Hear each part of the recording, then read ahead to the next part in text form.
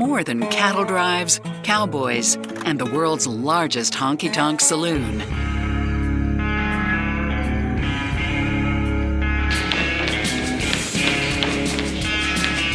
It's also home to Shorty Robinson, a regular at the local bar. Ooh, look at that.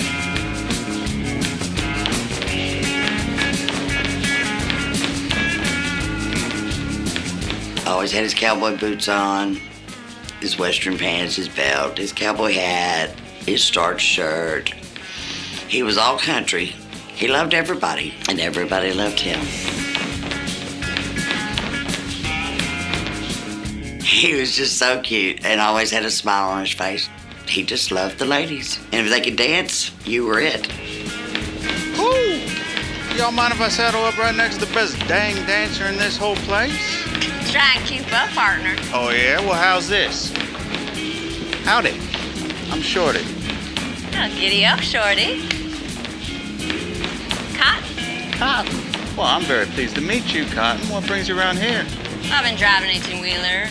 Cotton grew up in the Pacific Northwest. She actually drove big rig 18-wheelers, and she ended up settling here. Did I tell you the story about where I grew up? It's a pretty long one. Oh, I want to hear it. Cotton was really drawn to the Texas lifestyle. She liked motorcycles, she liked drinking, she liked dancing, and there's no shortage of places to do that here in this area. She, as luck would have it, had a motorcycle, and he had one too. And it was on from there. They both really clicked. They really did. They go dancing, they go play darts and ride their motorcycles, and, they loved going out camping. They just had a really good time. Ooh, yeah. Oh, thank you. Cooked to perfection. Just like my present company. Not sure my ex-husbands would agree. Really? Well, and how many of those you got?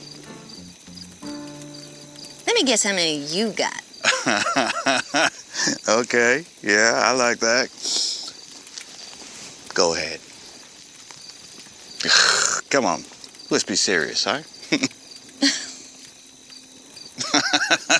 You're getting warmer, but more than that. Shorty had been married many times. I don't know a better way to say that. Yeah, that's it. Not bad. Yeah. I got you beat. Get out. Really? Mm-hmm. Okay. How about this many?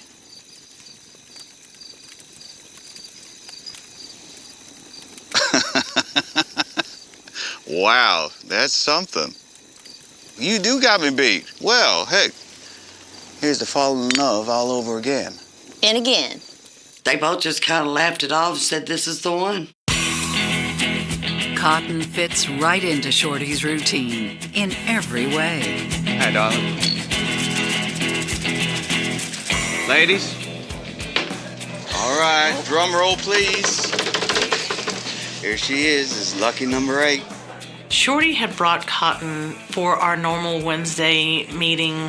So, these are Shorty's angels. Yep. Room for one more? Shorty always can use another angel. Well, lucky him. Hallelujah! She seemed like a very sweet lady, like she really cared for Shorty. And they truly did love each other. We all liked her. But he'd be hopeless without us, right? We all loved her because Shorty loved her. We took her in, just like he would want us to. They were just like young teenagers in love and bashful and, very kind to each other. A few months later, Cotton moves in with Shorty. When it comes to women, I don't think my dad's ever really taken the slow boat.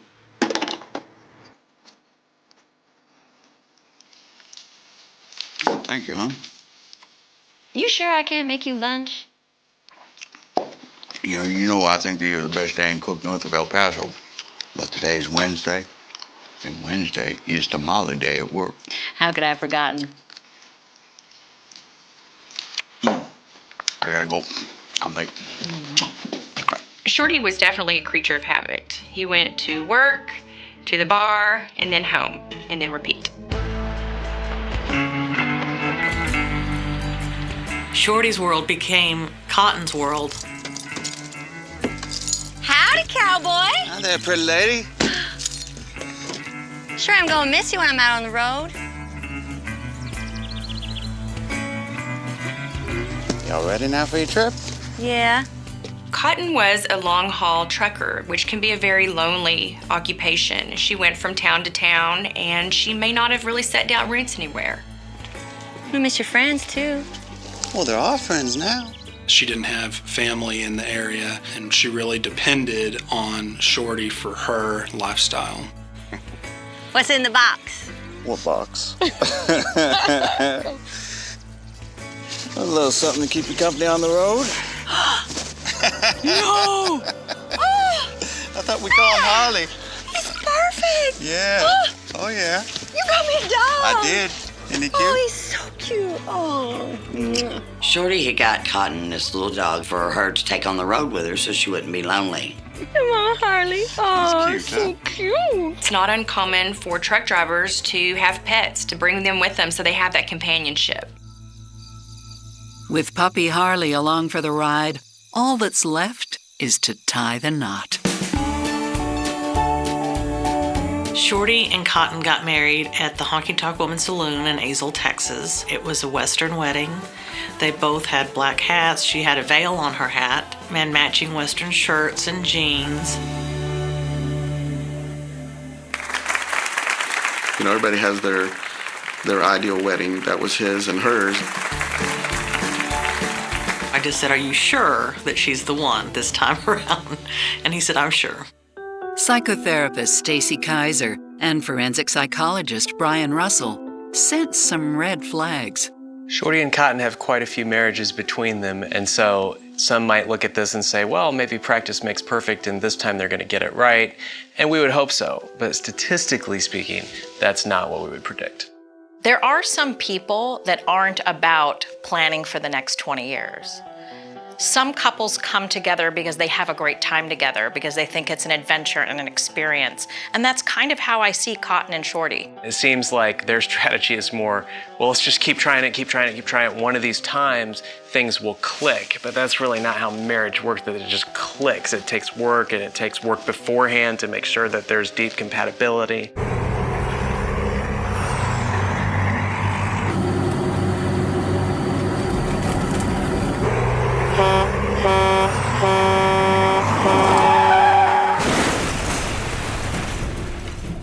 In October 2009, Cotton got into an accident. She actually rolled the 18-wheeler that she was driving. I know Cotton had the dog with her when she had the truck wreck. That's when she lost the dog. It's a devastating blow that will have a lasting impact. Next thing you know, her insurance canceled, and I think that's when a lot of their trouble started.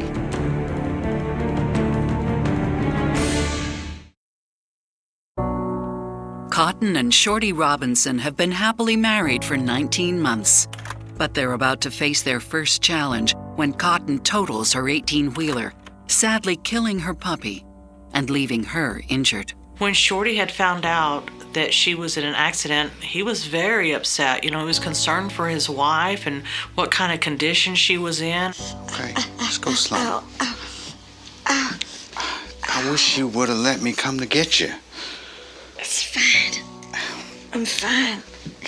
You're not fine. Here. He immediately wanted to fly down there and get her, and she refused and basically said it was not necessary for him to come down, which kind of upset him because he wasn't for sure how badly she was hurt. Two. Okay. There you are. All right. Get you in bed. Cotton hurt her shoulder and back in the accident.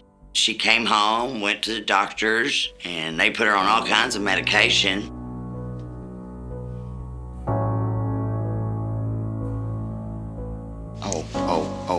Okay. No, don't. Leave it. Please. Get you coming up here.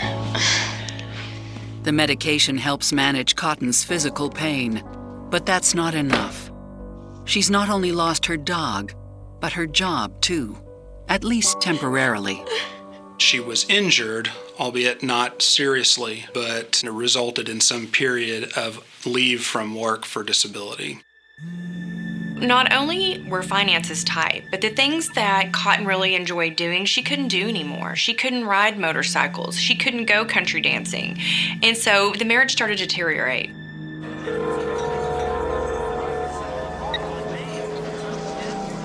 Hon, would you try the card one more time, please? Thank you. Got it! What's going on? You tell me, Cotton. You leave the bar without even saying goodnight, and then I get this? Where's the money, Cotton? Did they cut you off? I'm trying to sort it out. Sort it? They fired you, didn't they? Cotton was terminated by her employer in the spring of 2010. He wanted to pursue why was she not getting any kind of benefits, and she just told him to drop it.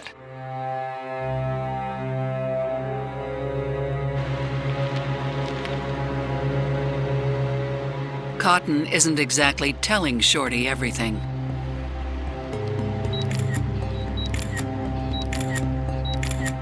Her employer became suspicious that she was abusing the system and began investigating her claim that she remained disabled.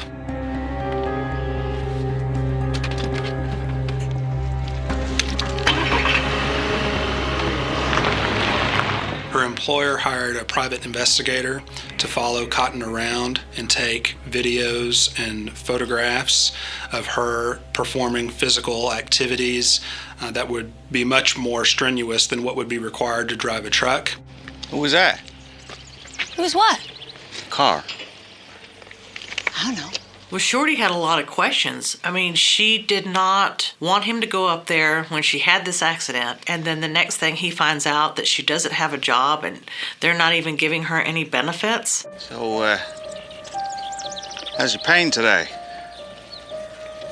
Thought maybe we could go for a ride there. Stop. You know I can't. Cotton, I think we're gonna have to talk about selling your bike. I don't think we need to do anything with my bike. Thank you very much.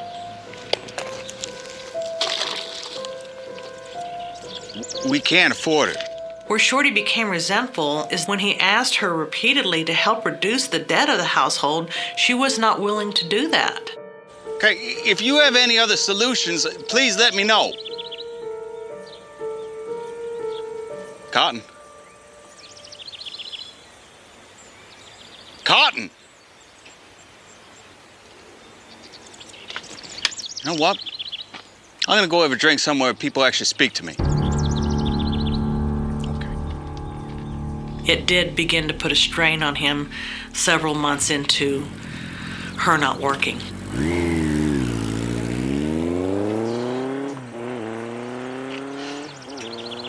A major accident where a person loses a job, a beloved pet, some mobility, those are exactly the kinds of things that can really create havoc and chaos on not just a person, but a relationship. And so I believe that Cotton and Shorty's relationship is really going to be put to the test at this moment. There are two ways to help improve a family's finances: bring in more money, cut the expenses. And Cotton doesn't want to do that. And it seems understandable that getting rid of the bike is an admission that I'm not going to be able to ride this again. I'm permanently disabled. And of course, nobody wants to think in those terms. They want to think, I'm going to be back on that bike pretty soon. And hopefully she will. Here, this is a new marriage. They were excited to get together. And now it just seems like they can't get anything right. And they're just running into problems everywhere. And so, again, because they've been married so many times, I just wonder if these two can sustain all of this drama and still stay together and be happy.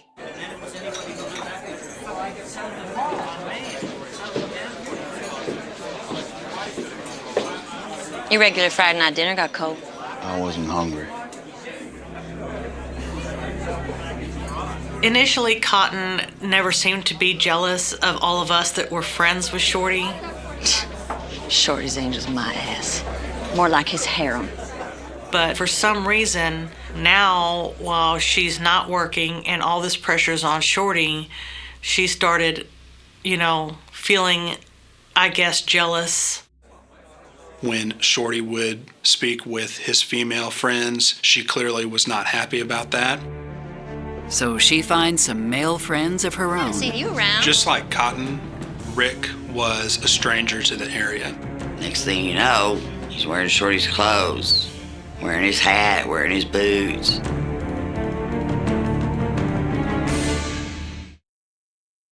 After just 2 years of marriage, issues over money and jealousy are threatening to tear Shorty and Cotton Robinson apart.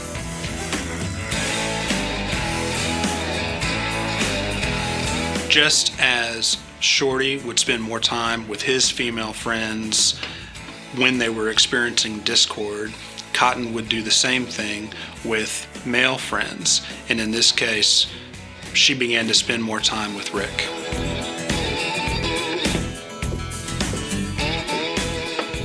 I haven't seen you around. You new? Name's Rick. Well, Rick, I drive the welcome wagon around these parts. Let me be the first to say howdy. I think I'm gonna like it around here. Just like Cotton, Rick was a stranger to the area, and he took a liking to Cotton, and she the same with him. Then, some upsetting news. What's wrong? Johnny Ringo died. Who's Johnny Ringo? He was one of the great ones. Johnny Ringo, he was a wonderful, gorgeous, sexy man. Happy-go-lucky, funny, just a lot of fun to be around. I mean, everybody loved him. Funeral's next week. You think maybe you can come with me? I don't even know him. Cotton, it would really mean a lot to me if you came. No, you go ahead.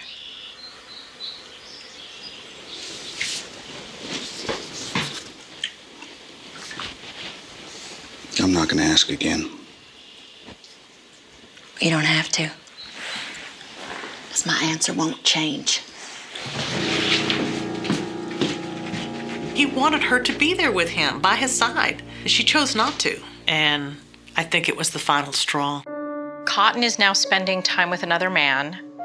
She is not willing to go to the funeral of someone that is very close to Shorty.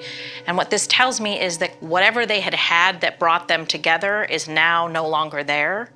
And that she not only doesn't have regard for how he feels, but she also doesn't even care about how it looks. And that indicates to me that she's either just completely disinterested in Shorty's emotional state, or she's angry. Either which way, it looks to me like there's a disconnection that is indicative of an unhealthy marriage.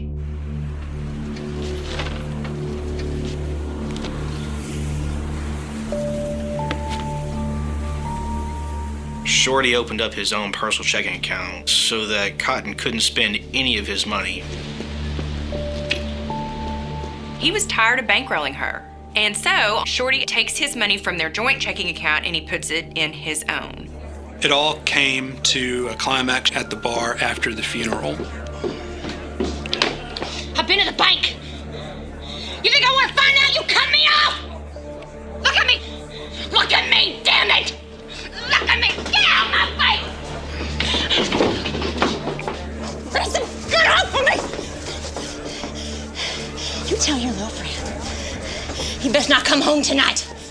Right when she got to the front door, she said, "Lisa, don't forget, tell your friend not to come home." I think her exact words were, "Tell your friend not to come home because he's going to be in pieces." We call these idle threats.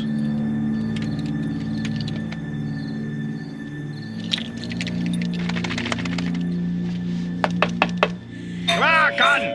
He's trying to get in the house. I don't want him to hurt me. She She called the police department to say that she was in fear of her life, that Shorty was going to assault her.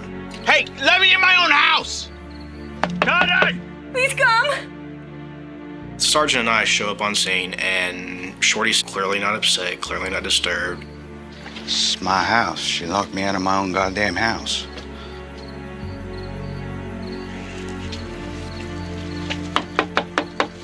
It's the police, ma'am. I need you to open up.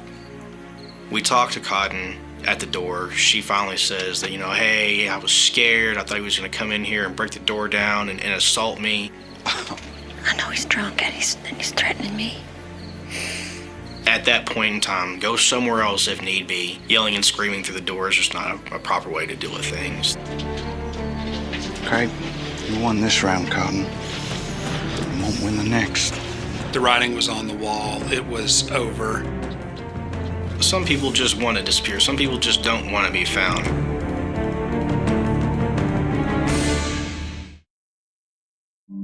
Shorty and Cotton Robinson's marriage is beginning to fall apart after he cuts her off financially. In response, she calls the police, saying he threatened her life. The next day, I got a phone call, and it was Shorty. Oh, it got ugly between us last night. Yeah, I wound up staying in a motel.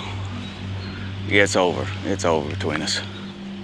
He said, I went home, we argued, the law was called. There was probably more to the story than I know, but I know he had had his boiling point and he was going to ask her for a divorce. Don't worry, I got a plan. Look, I'm gonna talk to you later, okay? All right, bye. His grand plan was that he was going to go away, and while he was gone, he was going to have the electricity and all that stuff shut off. Shorty's intent was to kick her out of the home. Shorty going and opening up a bank account secretly in his name only suggests to me that the rift between he and Cotton has risen to a different and more problematic level because he's gotten to a point where he doesn't trust Cotton. And when the trust goes, usually so goes the marriage. The fact that he does not seem to be able to sit down and have a real conversation with her and end the marriage, considering he has a great track record for ending marriages, is a red flag to me. He's now going to secretly turn the lights off so that the darkness drives her away. It just makes me wonder if he's afraid of her or afraid of conflict. Shorty's going about this in a pretty cowardly way. But Shorty isn't going to let fear stand in his way. Mike, you got a sec? I'd like to take Monday, Tuesday off. I got a lot of stuff going on right now. I just need to take a long drive and clear my head. He showed up for work every day. He didn't call in sick. He didn't go on vacations. That was something his employer said, was this the most dependable employee I've ever had. Yeah, thank you. I appreciate it. The last day that Shorty went into work was that Friday, May 28th. The next day, Shorty's plan is set in motion. He was tired of sleeping in the recliner, and I think that he just wanted to sleep on something more comfortable.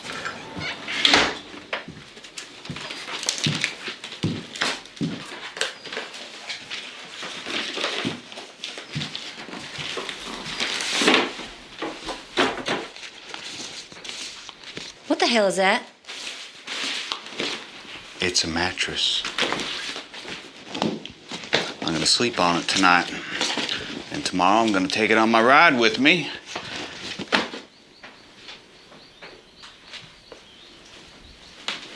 And on Tuesday, when I come back, I want you gone.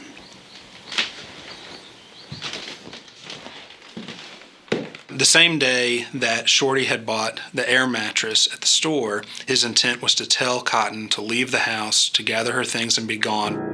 And so he went on his vacation. We didn't think anything of it because he was supposed to be gone. But Shorty's vacation seems to take an unexpected turn. Cotton was at the Honkytonk. She started uncontrollably bawling. I mean, just bawling. And I said, Cotton, did something really bad go wrong? I said, it's okay, just, something bad happened. He left me.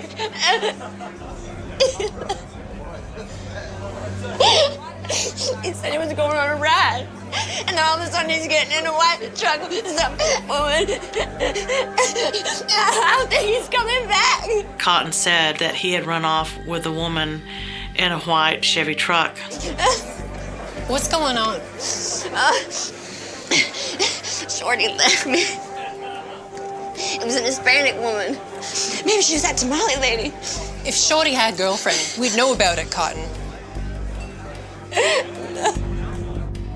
Shorty doesn't return to work as planned either. He doesn't pick up his last paycheck. He doesn't come to gather up his tools. He had a 401k there, so days turns into weeks, and 2 weeks go by, and the boss doesn't hear from Shorty at all. There's something really wrong. That's when his employer became very concerned that something was amiss. Shorty's gone for 2 long weeks before a missing persons report is filed. Well, they met each other at work, and they'd see each other every Wednesday. Don't you think it's a little weird that he just leave without his tools? Well, as you know, we weren't getting along very well. Guess he wanted to get away from me as quickly as possible. With her. Hey there, Maria.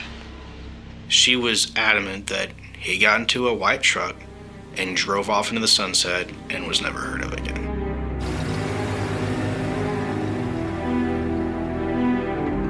So we have 2 conflicting stories. We've got the friend saying he's missing, and we have Cotton saying he ran away with a woman, and me trying to find out what exactly happened. The last confirmed sighting of Shorty is on Saturday, May 29th. Shorty was seen on camera at a local store purchasing an air mattress and a box of donuts and then heading back towards Pelican Bay. That's the day before Cotton says he left with the woman in the white truck. Perhaps investigators have been focused on the wrong lead. His boss said no one comes up to work to deliver tamales. If Shorty had another girlfriend, I'm pretty sure the rest of us would have known about it. Then there are Shorty's phone records. His cell hasn't pinged off any towers outside the vicinity. 2 months later, police are shocked when they execute a search warrant on Shorty's place. Detective? He was wearing my dad's clothes and my dad's cowboy hat. Cotton and her new boyfriend Rick have made Shorty's house their home. What's this? We have a warrant, ma'am. I mean, that was pretty quick for them to have a relationship instead of her being concerned about where her husband was.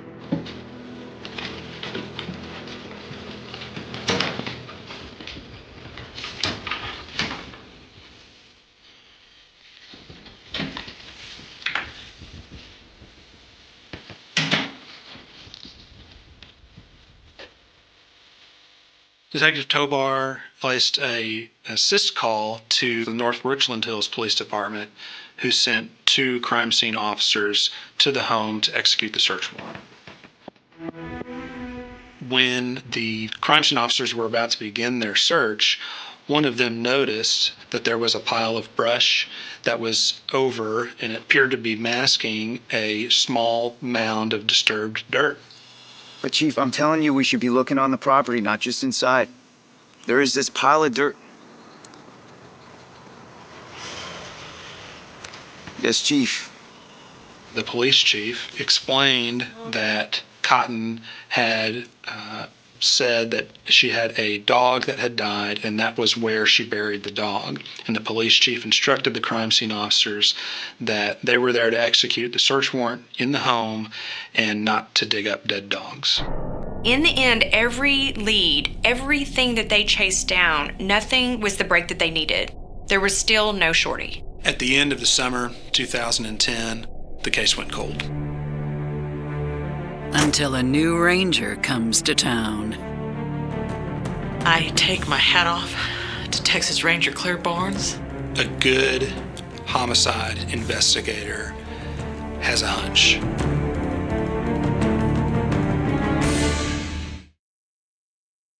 All eyes are on Cotton Robinson when her husband Shorty goes missing. She claims he left her for another woman. You always held that hope that maybe he is, drinking a pina colada down there in Mexico, enjoying the good life. But 3 years have passed, and Shorty's friends and family find it difficult to keep their hopes alive. Until a new field office for the Texas Rangers opens nearby.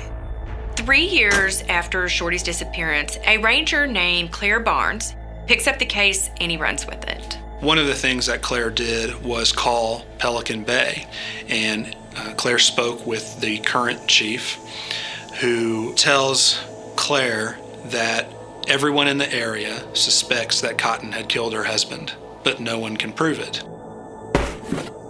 Claire Barnes next contacts Detective Anthony Tobar, who's moved on from Pelican Bay to a new agency. He's like, I'm gonna go talk to her. I'm gonna tell her I found something new. I was like, did you find something new? No, not at all. I'm just gonna go pull on some strings and see what happens. He made arrangements to take some time off, is what I thought. Okay. And he took off. He got in that truck? He got in the truck. So tell me, Cotton, what color was the truck again that Shorty left in? It was white. It belonged to a Hispanic woman. So Ranger Barnes re-interviews Cotton, and she gives him the same story that she's been telling everybody for the past 3 years. Give me the license plate number to that truck and I'll have this wrapped up by tomorrow afternoon. I wish I could. After about 2 hours, Claire got up from his seat, asked Cotton if she wanted a soda. She said yes. He went to his office and got a cardboard box, loaded up the box with random materials, folders, papers, just meaningless items, and went back into the room and set the box on the table.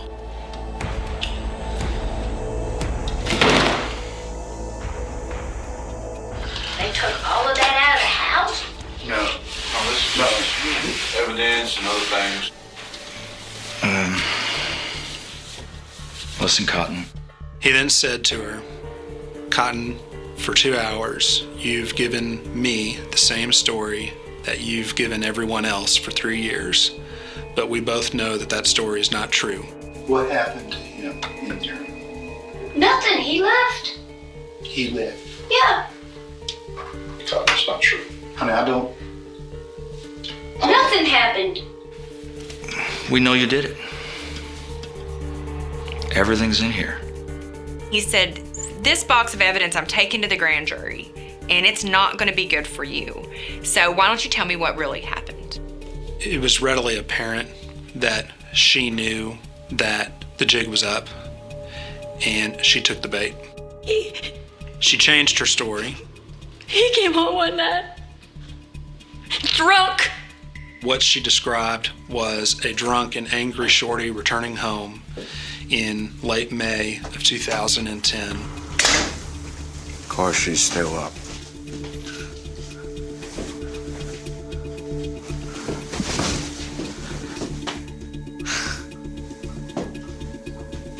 This is my life now. This is my life. Because of you. And he was pissed off about money and about us. And I was cutting up some fruit. And he blamed me for everything. And then he came at me. He acted like a crazy man. You turn around and look at me when I'm talking to you, woman. Ah! He surprised the crap out of me. And I turned and I cut him. In the arm. It was just the arm. I'm sorry. Stay away from me! You okay?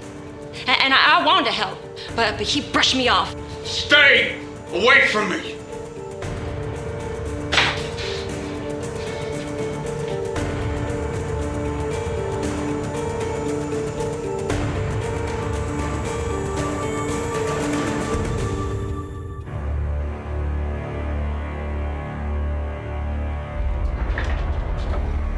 Hey, Shorty.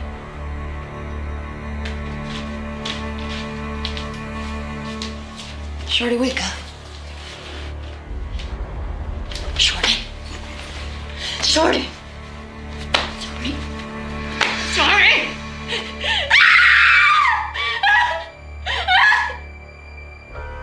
And the next morning, I found him there, dead.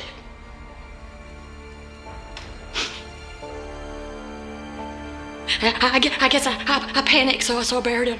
She took the twin-size air mattress, cut it open down the middle, put his body inside, and then closed it over itself, drug him out the front door, and put him in the ground. The story doesn't seem to add up. What? I just told you. That's what happened. There was no indication in Shorty's past that he was a violent man, especially towards women. He actually loved women. Unequivocally, there was no evidence that Shorty had ever been violent with her. But part of the story is definitely true. Claire was able to procure a search warrant for the recovery of the remains.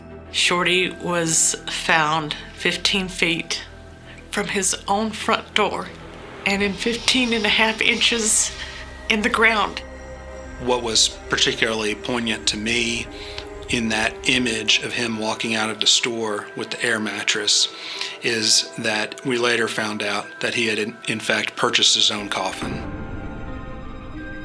This case could have been solved years earlier. They dismissed that small gravesite because it was inconsistent with the size of a human being. Cotton's lies continue to come undone. He was strangled. So, although there may be some truth to her story, it wasn't the truth. Cotton was placed under arrest for murder. Detectives interview Rick once again. There in the bar, and okay, here's also the deal. She'll say it in like a sarcastic manner. Oh, I'm a murderer. Yeah, I killed him. He told Claire that at one point, Cotton had admitted to him that she had strangled Shorty. Something had to have been the final drive. It could have been an argument. It could have been something he said as he's like, I'm going, I'm leaving. And she waits till he goes to sleep.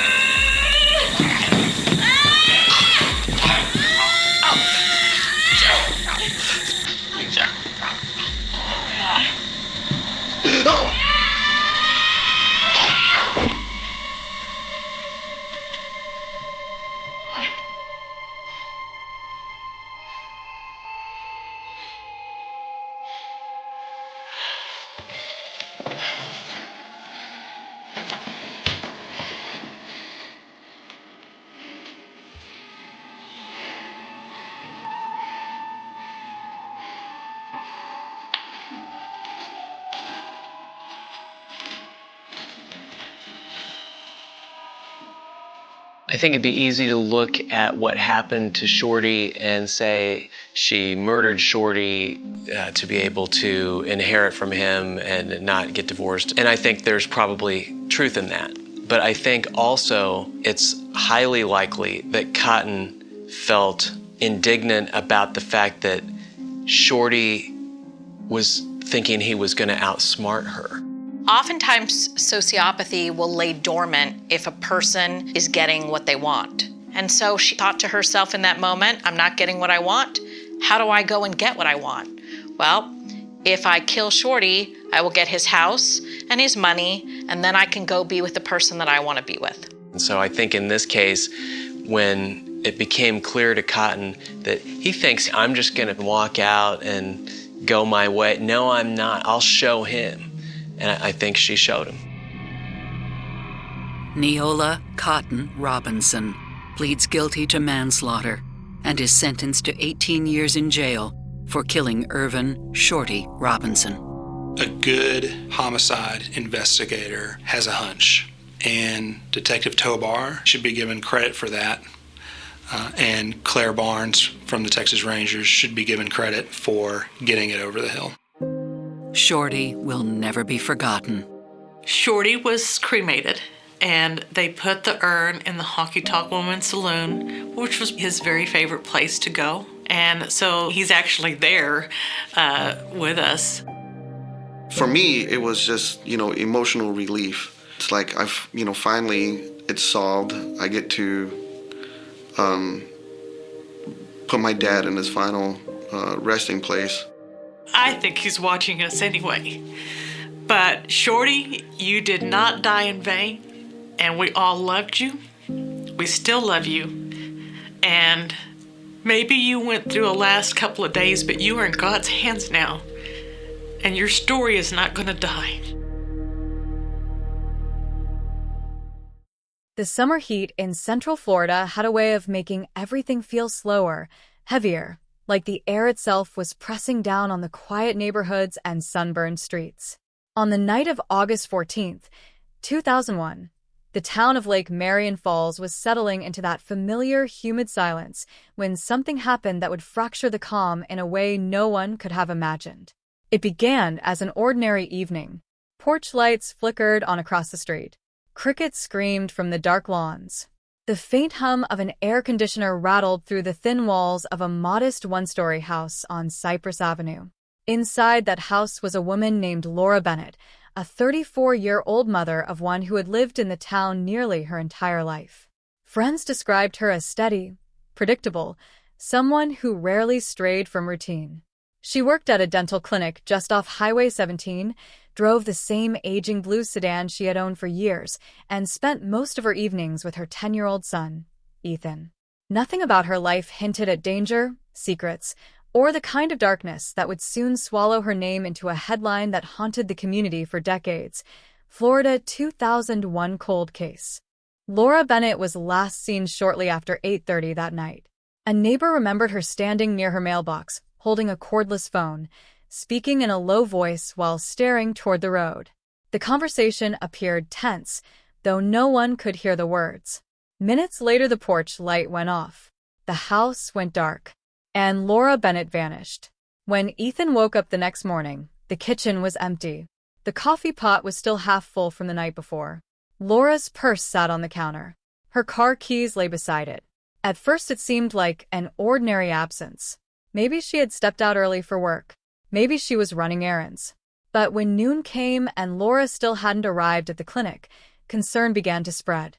By evening, police were standing inside the small house on Cypress Avenue, taking photographs and asking quiet questions while neighbors watched from their lawns, whispering the same phrase again and again: mysterious disappearance. Investigators immediately noticed the details that made the scene unsettling. Laura's car remained in the driveway, locked. Her wallet was still in her purse. Her cell phone, an old silver flip model, was found charging beside the bed. There were no signs of struggle, no broken furniture, no shattered glass. It was as if the woman had simply evaporated sometime between nightfall and morning. Detectives canvassed the neighborhood through the humid Florida night, knocking on doors, shining flashlights across yards and drainage ditches. One neighbor claimed to have heard a car engine around 9 p.m., but engines were common sounds on Cypress Avenue. Another reported seeing headlights moving slowly past the Bennett house earlier that evening, though she couldn't describe the vehicle. Within hours, the story spread beyond the town. Local news stations interrupted their broadcasts with urgent updates. A mother missing. A quiet community shaken. The first days of the investigation moved quickly, driven by the urgency that always surrounds a fresh disappearance. Search teams combed nearby woods thick with palmetto and pine. Divers checked retention ponds along the highway. Helicopters circled above the flat green landscape, while volunteers distributed flyers showing Laura's photograph: brown hair, soft smile, tired eyes that hinted at the strain of single parenthood. Tips poured in. Some claimed they had seen her at a gas station miles away. Others believed she had left voluntarily, perhaps to escape an unseen problem. But the deeper detectives looked, the more the case hardened into something colder, darker. Laura Bennett had no history of running away. She had no known enemies. Her bank accounts remained untouched. Days passed, then weeks. The trail went silent. By the end of that year, the case had transformed into something investigators quietly dreaded, a cold case in the making. Evidence boxes filled with reports and photographs were stored inside the county sheriff's archive room, where thousands of other unsolved files gathered dust. But the Bennett disappearance refused to disappear completely. The story lingered in local memory, resurfacing whenever someone drove past the modest house on Cypress Avenue or when Ethan Bennett appeared at school events, growing older without answers. The town carried the question like a splinter under its skin. What happened to Laura Bennett? Detectives returned to the case again and again, chasing every fragment of possibility. They interviewed coworkers who described Laura as quiet but friendly, someone who rarely discussed her personal life. They examined her phone records and discovered several calls made on the evening she vanished, including one number repeated multiple times that night. The number belonged to a prepaid phone that could not be traced to a registered owner. Investigators suspected it might have been the person she spoke to outside by the mailbox. But in 2001, prepaid phones were common tools for anonymity. The trail dissolved before it even began. The most painful interviews were with family members. Laura's younger sister, Amanda, insisted there had been nothing unusual in the weeks before the disappearance. Their parents, both retired schoolteachers living in a nearby town, were devastated by the sudden vacuum left in their lives. Detectives searched for any hidden tensions within the family, any disputes or secrets that might explain the vanishing. Nothing surfaced. To the outside world, the Bennetts looked like an ordinary Florida family struggling to cope with tragedy. Yet something about the case continued to disturb investigators. The way Laura's belongings remained neatly in place. The absence of forced entry. The strange phone calls that night. Someone had been in contact with her just hours before she disappeared. Months turned into years. The investigation slowed. Leads dried up. The Bennett file was eventually labeled officially as a cold case, one of hundreds stored in the county archive.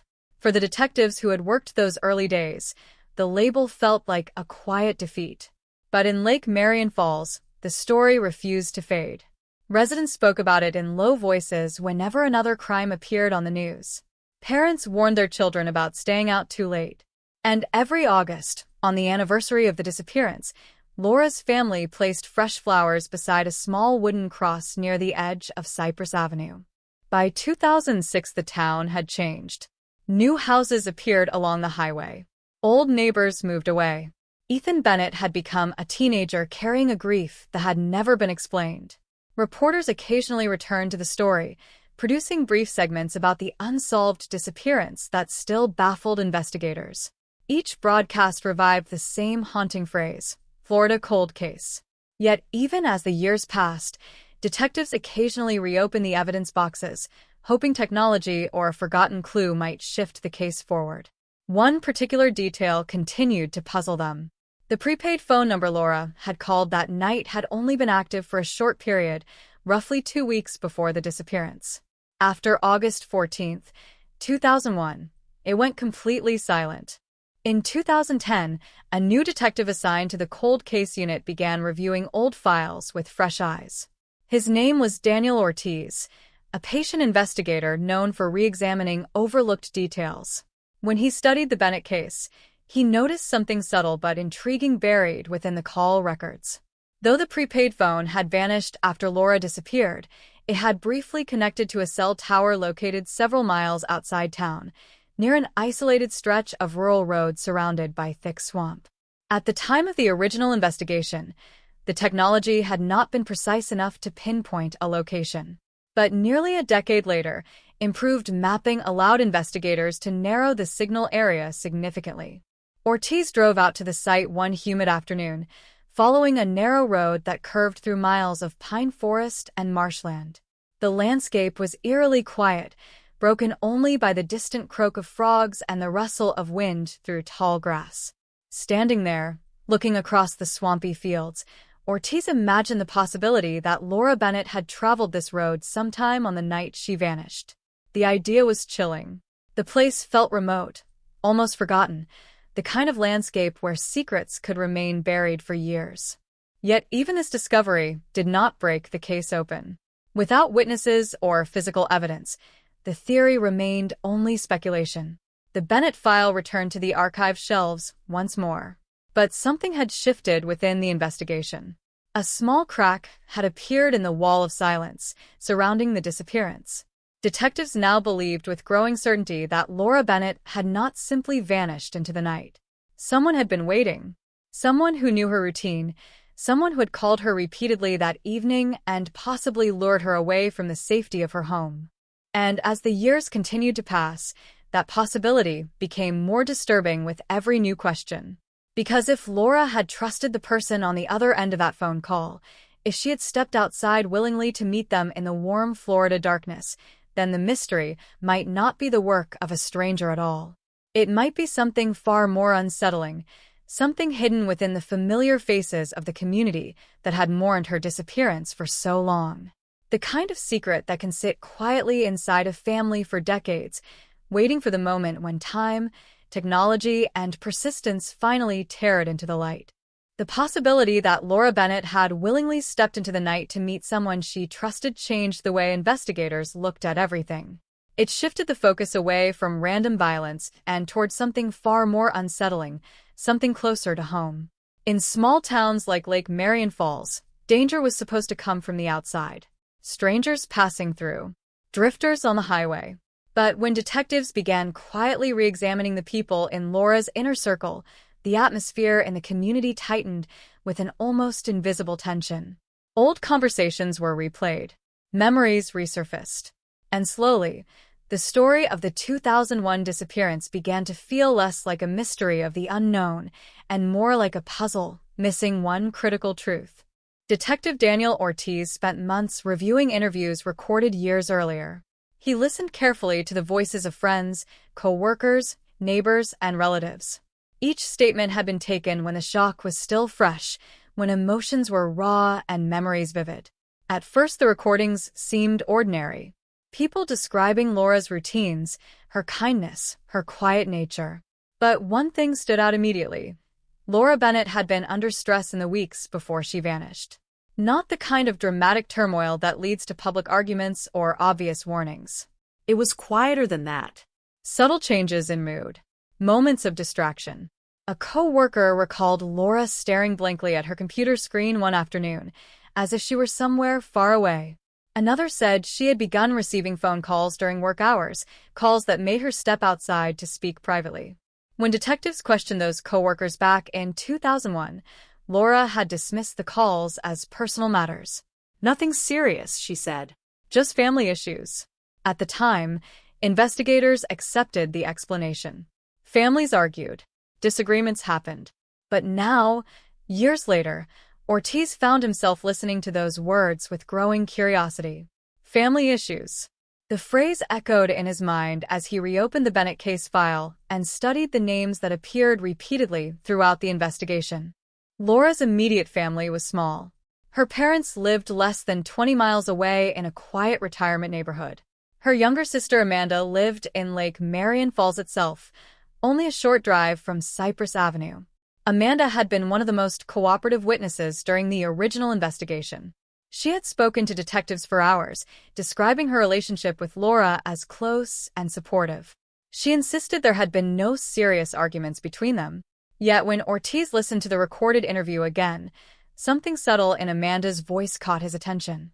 A brief pause when detectives asked about the weeks leading up to the disappearance. A hesitation when discussing the phone calls Laura had received.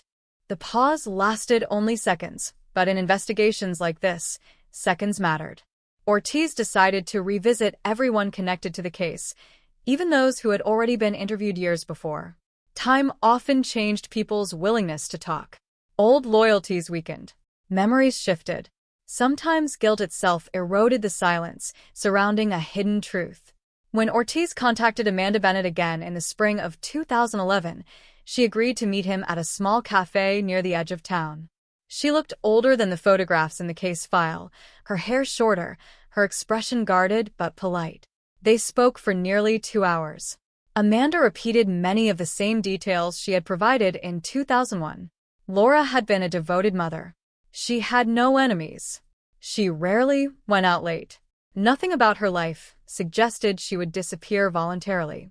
But when Ortiz asked about the phone calls Laura had received in the weeks before she vanished, Amanda's answer shifted slightly from her earlier statements. She admitted that Laura had been arguing with someone in the family. The conflicts had started earlier that summer. They weren't violent arguments, she said, but they were serious enough to cause tension between several relatives.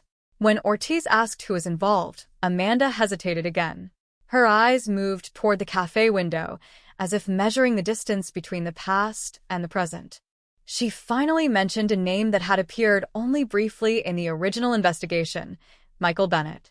Michael was Laura's cousin, several years older, someone who had grown up alongside the Bennett sisters during family gatherings and holidays. According to the old case file, Michael had been interviewed early in the investigation and quickly cleared.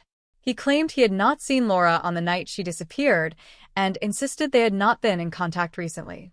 Detectives at the time found nothing that contradicted his statement.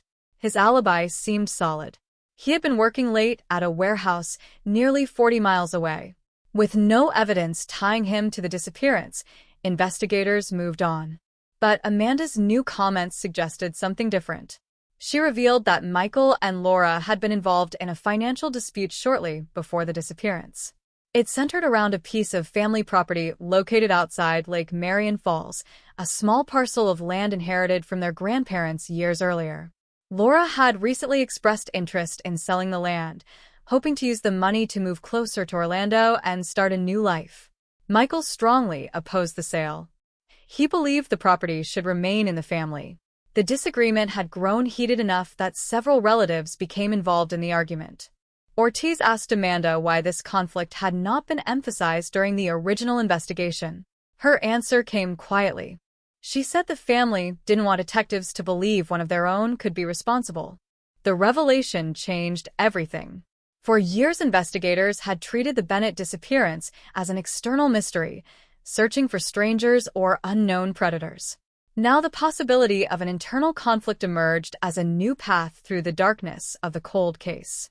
Ortiz returned to the evidence room and reopened the box containing Laura's phone records. When he examined the calls from the night of August 14th again, the pattern looked different now. The repeated calls from the prepaid number might not belong to an anonymous stranger at all. They might belong to someone who already knew Laura, someone she might have trusted enough to meet after dark. Detectives tracked down Michael Bennett's current address and scheduled a new interview. Nearly 10 years had passed since Laura disappeared. Michael was older now, heavier, working at a different job in a neighboring county. When investigators sat across from him inside a small interrogation room, he appeared calm but visibly surprised that the case had resurfaced. At first, his story remained exactly the same as it had been in 2001. He insisted he had not spoken with Laura in months before she vanished. He claimed the property dispute had been exaggerated by family members and described their relationship as distant but respectful. But Ortiz noticed small inconsistencies appearing as the conversation continued. Michael seemed uncertain about specific dates. He struggled to remember details that had once been clear. And when detectives asked directly whether he had ever used a prepaid phone during that period, his response came a fraction too slowly. He said no. Investigators left the interview with more questions than answers, but the suspicions surrounding Michael Bennett had begun to grow. Ortiz requested financial records and phone activity reports covering the weeks before Laura disappeared.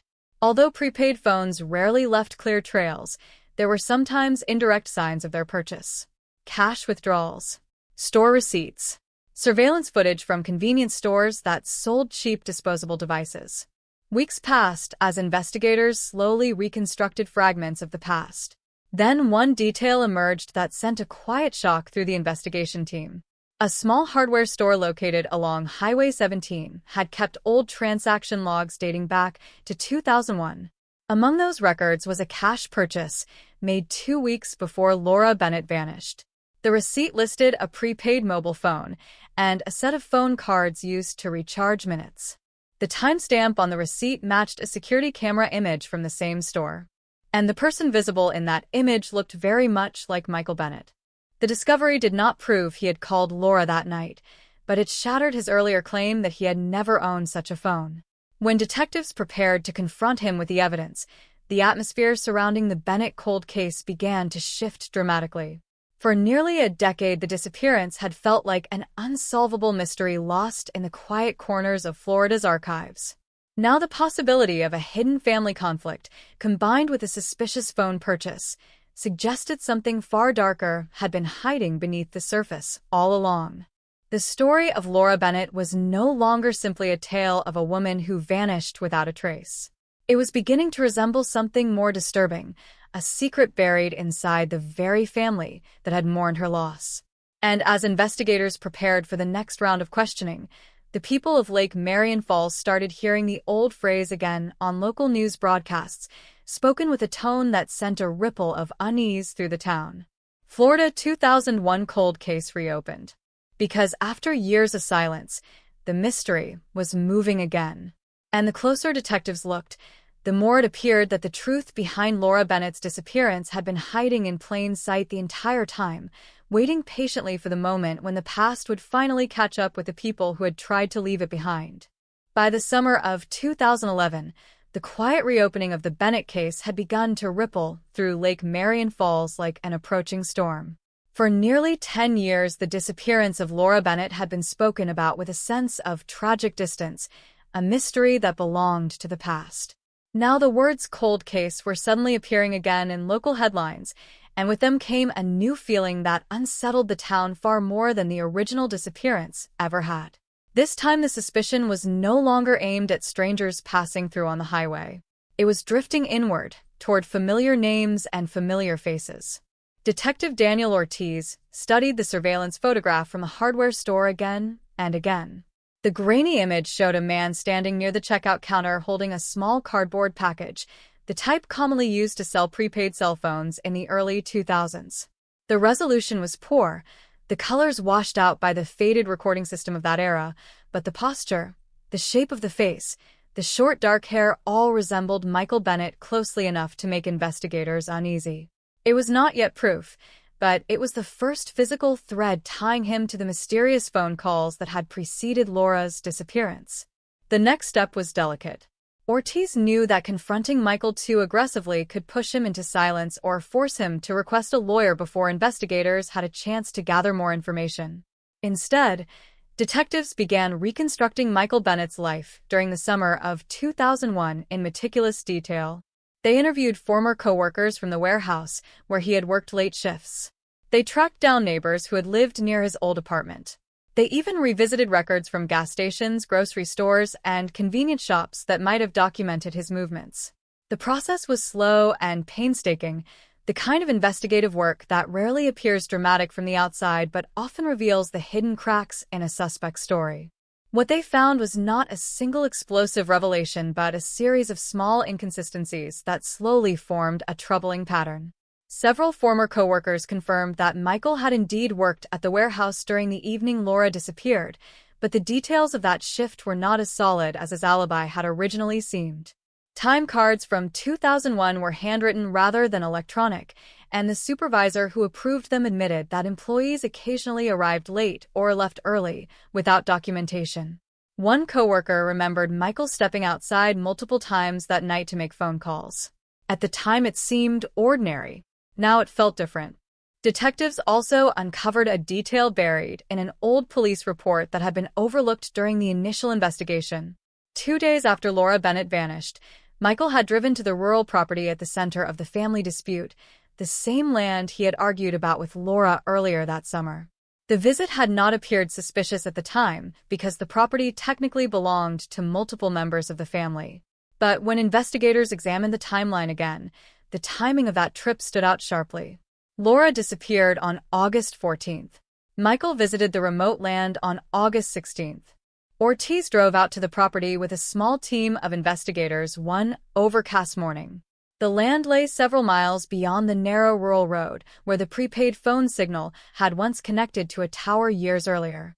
Tall grass swayed in the humid wind, and the surrounding forest created a wall of green silence that seemed to swallow sound. The place felt isolated, almost hidden from the rest of the world. Standing there, Ortiz felt the same uneasy thought he had experienced the first time he explored the signal area. If something terrible had happened here, it could easily remain undiscovered for years. The investigators conducted a preliminary search using modern equipment unavailable during the early 2000s. Ground-penetrating radar swept across sections of the land. Cadaver dogs were brought in to examine the area surrounding an old storage shed that had once belonged to Laura's grandparents. The search lasted several hours under the heavy Florida heat. At first, nothing appeared unusual. The radar scans showed mostly natural soil disturbances from roots and animal burrows. The dogs wandered through the tall grass without clear reaction.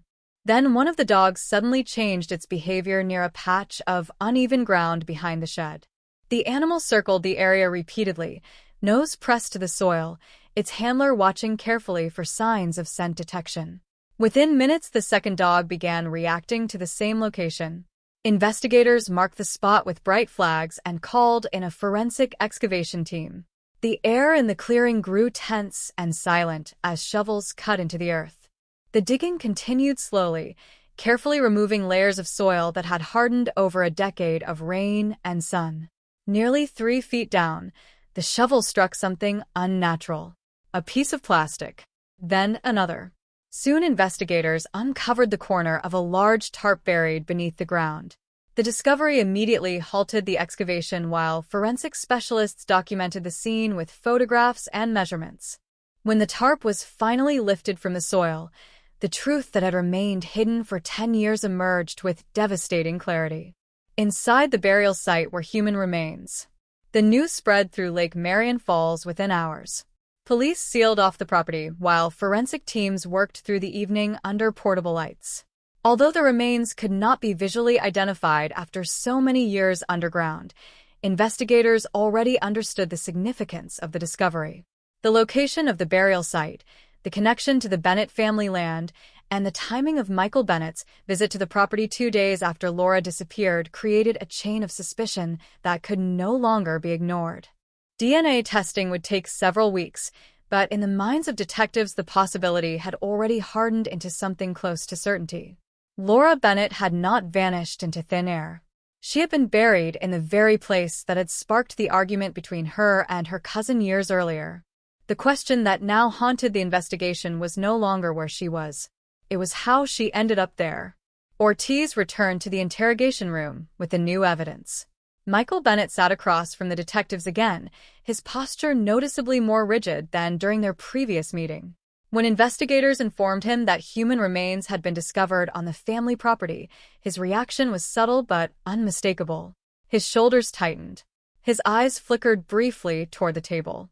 At first, he denied any knowledge of the burial. He insisted he had visited the land only to check on the old shed and inspect storm damage. But when Ortiz presented the surveillance photograph from the hardware store and the receipt for the prepaid phone, the confidence in Michael's voice began to weaken. The detectives explained that the phone had been purchased 2 weeks before Laura disappeared, and that records showed repeated calls to Laura's number on the night she vanished. The room grew quiet. Michael Bennett stared at the photograph in front of him for nearly a full minute without speaking. For the first time since the investigation reopened, he appeared visibly shaken. Outside the interrogation room, the story was already exploding across regional news networks. Reporters described the shocking discovery using the same phrase that had haunted the community for a decade: Florida cold case breakthrough. Residents of Lake Marion Falls gathered in small groups along sidewalks and outside grocery stores, exchanging stunned whispers about the possibility that the mystery surrounding Laura Bennett's disappearance might finally be unraveling.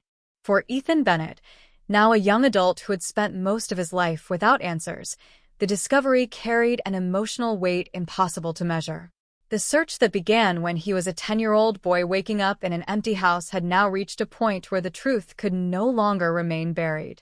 Back inside the interrogation room, Michael Bennett finally lifted his head and spoke again, his voice quieter than before. He admitted that he had purchased the prepaid phone, but he insisted the calls to Laura had been harmless. He claimed he only wanted to talk about the property dispute and convince her not to sell the land. He said he had asked her to meet him that night, so they could settle the argument privately without involving the rest of the family. According to his version of events, Laura never showed up. Ortiz listened carefully, knowing the explanation raised more questions than it answered. If Laura had agreed to meet Michael that night, if she had driven to that remote property after speaking with him on the phone, then something must have happened there that neither of them had ever revealed. The investigation had now reached the edge of the truth, a place where the pieces of the story were beginning to align, but the final revelation remained hidden behind years of silence.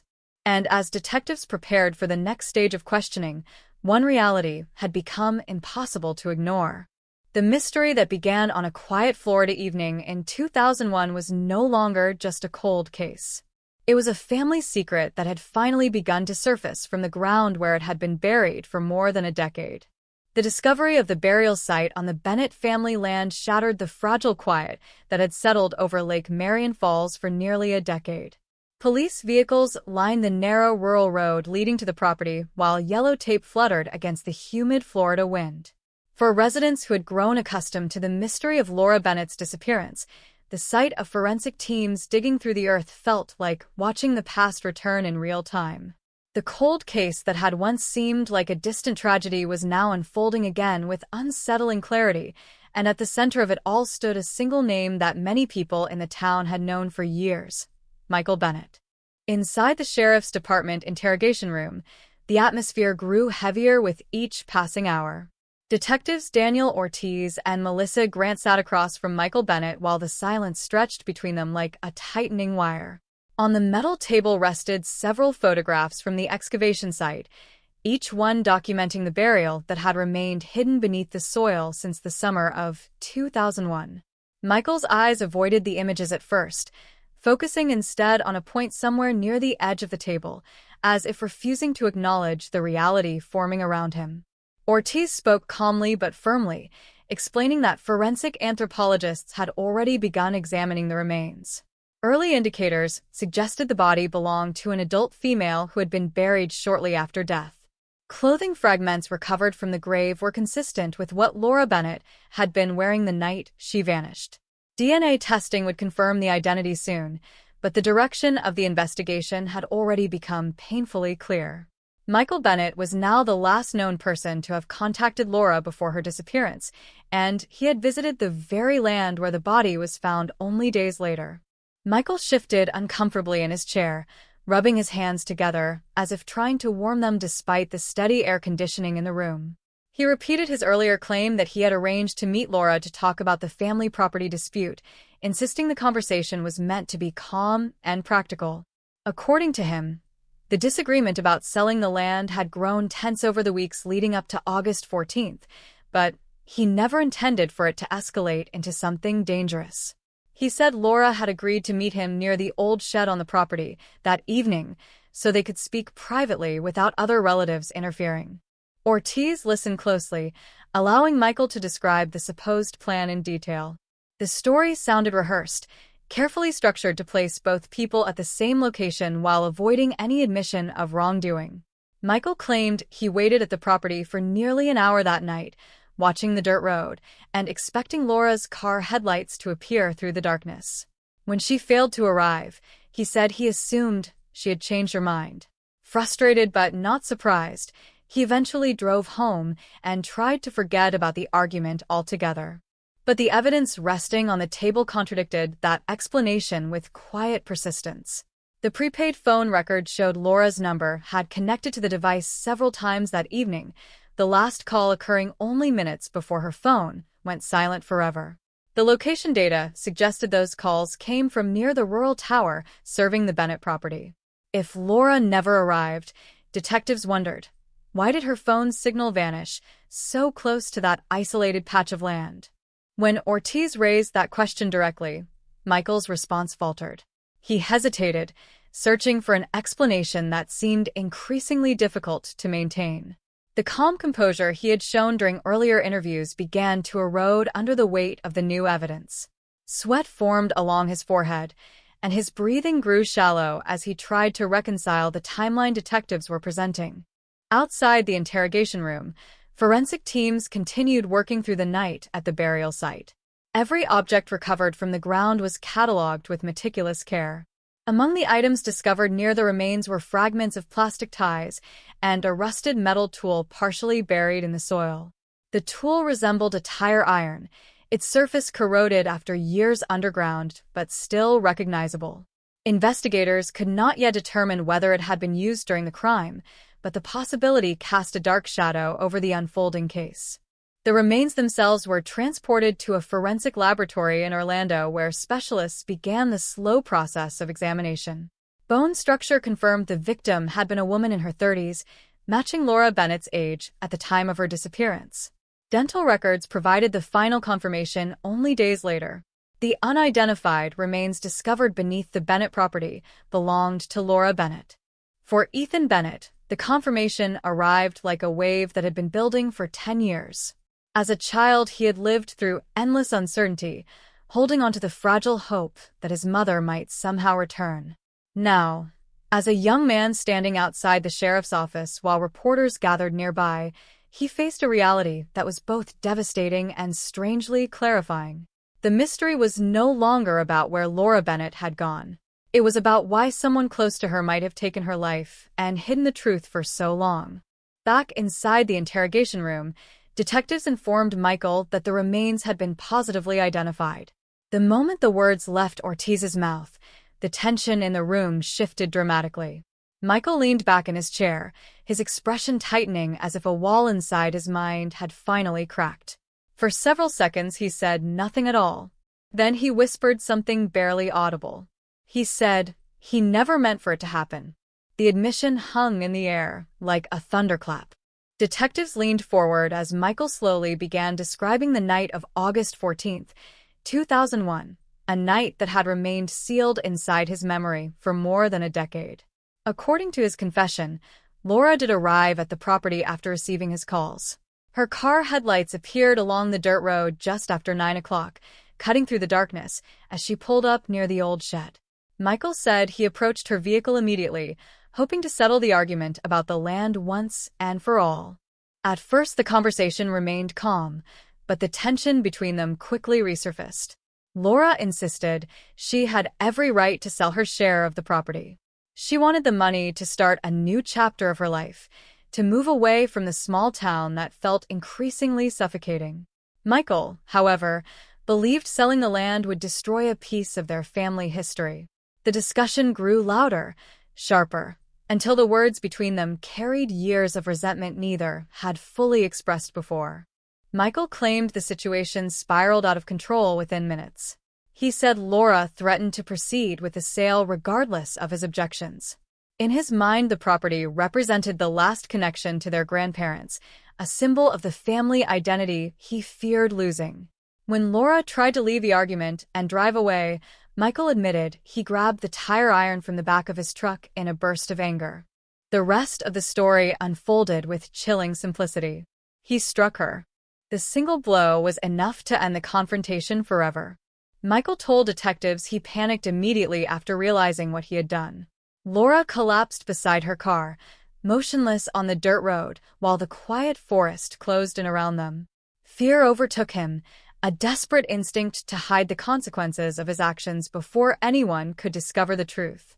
He wrapped her body in a tarp stored inside the shed and buried her behind the building under the cover of darkness. 2 days later, he returned to ensure the grave remained hidden, convincing himself that the secret would remain buried with it. For 10 years, Michael Bennett lived with that secret, attending family gatherings, speaking to relatives who still searched for answers, and watching investigators struggle with a mystery he already understood. When the confession ended, the interrogation room fell silent again. The cold case that had haunted Lake Marion Falls for a decade had finally revealed its truth, not through a dramatic chase or a sudden discovery, but through the slow unraveling of a family's secret buried beneath the soil of a forgotten piece of land. And as the news spread across Florida that the 2001 disappearance had been solved, the people of Lake Marion Falls were left with a chilling realization. The mystery that once seemed like an unsolvable disappearance had never been far away at all. It had been hiding within the family itself, waiting quietly for the moment when time, evidence, and persistence would bring the truth back into the light. The confession of Michael Bennett did not bring the kind of immediate closure many people in Lake Marion Falls had imagined during the long years of uncertainty. Instead, it unleashed a wave of emotions that swept through the town with quiet intensity. Shock spread first, followed by disbelief, then by a deeper and more unsettling realization. The man responsible for Laura Bennett's death had not been a stranger lurking in the shadows of a highway or a passing criminal who vanished into the night. He had been part of the family, someone who had attended holiday dinners, someone who had stood beside relatives during the search efforts in 2001, someone who had watched the community mourn while carrying the truth in silence. In the days following the confession, detectives carefully documented every detail Michael Bennett had provided during the interrogation. Prosecutors needed a complete reconstruction of the crime, not only to secure a conviction but to understand how the events of August 14, 2001 had unfolded so quickly and with such devastating consequences. Investigators returned to the rural property with Michael present under heavy supervision. The early morning air hung thick with humidity as he walked slowly toward the old shed, the same structure that had stood unchanged through years of storms and seasons. Michael pointed to the dirt road where Laura had parked her car that night. He described the moment her headlights appeared through the darkness, illuminating the narrow clearing between the trees. According to his statement, Laura stepped out of the vehicle almost immediately after arriving, her posture tense but determined. She had not come to negotiate, he said. She had come to tell him the decision about the land was final. Michael explained that he felt cornered during the argument, convinced that Laura's plan to sell the property would fracture the family forever. Detectives listened carefully while he spoke, recording every word. Yet beneath the explanation lay a disturbing truth that no justification could erase.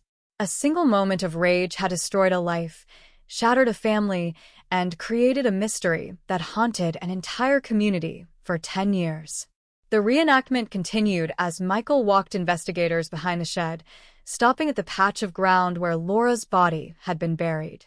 The soil had already been disturbed by the excavation team weeks earlier, leaving a rectangular scar in the earth. Standing there, Michael described how he had dragged the tarp across the grass under the cover of night, the only sound the faint rustling of wind through the surrounding trees. He explained how fear had taken control of his actions after the fatal blow, convincing him that hiding the crime was the only way to avoid losing everything. When the reenactment ended, detectives escorted Michael back to the sheriff's department while prosecutors began preparing formal charges. The case that had once been labeled a cold case disappearance was now officially classified as a homicide investigation with a confession, physical evidence, and a burial site linking the suspect directly to the crime. Yet, even as the legal process moved forward, the emotional impact of the revelation continued spreading through Lake Marion Falls in ways that no courtroom verdict could fully resolve. For Ethan Bennett, the truth arrived in fragments over several days. He listened to detectives explain the confession, the discovery of the burial site, and the argument that had escalated into violence. The information filled gaps that had haunted him since childhood, but it also replaced those empty spaces with images he had never wanted to imagine.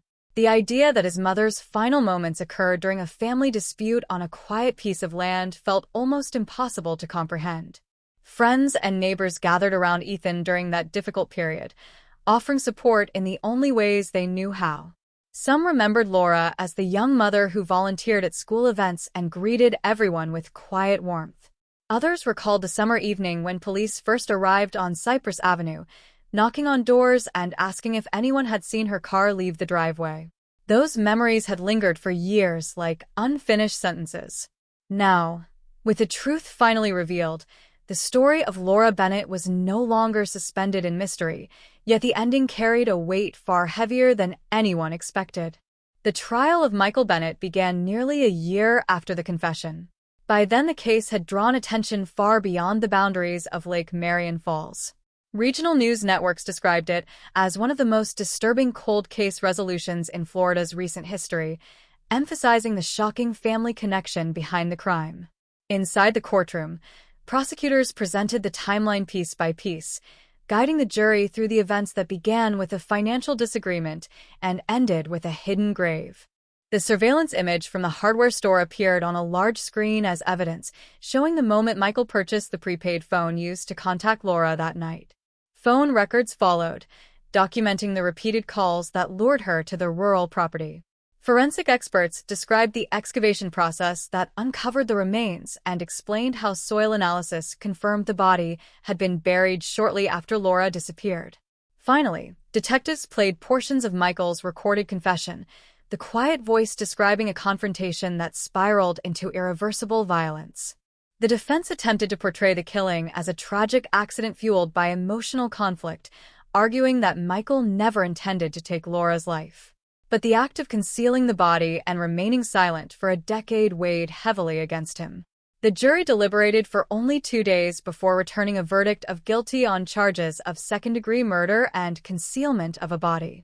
When the sentence was delivered, the courtroom remained silent except for the steady voice of the judge explaining the consequences of the crime. Michael Bennett would spend the rest of his life in prison, a punishment that reflected not only the killing itself, but the years of deception that followed.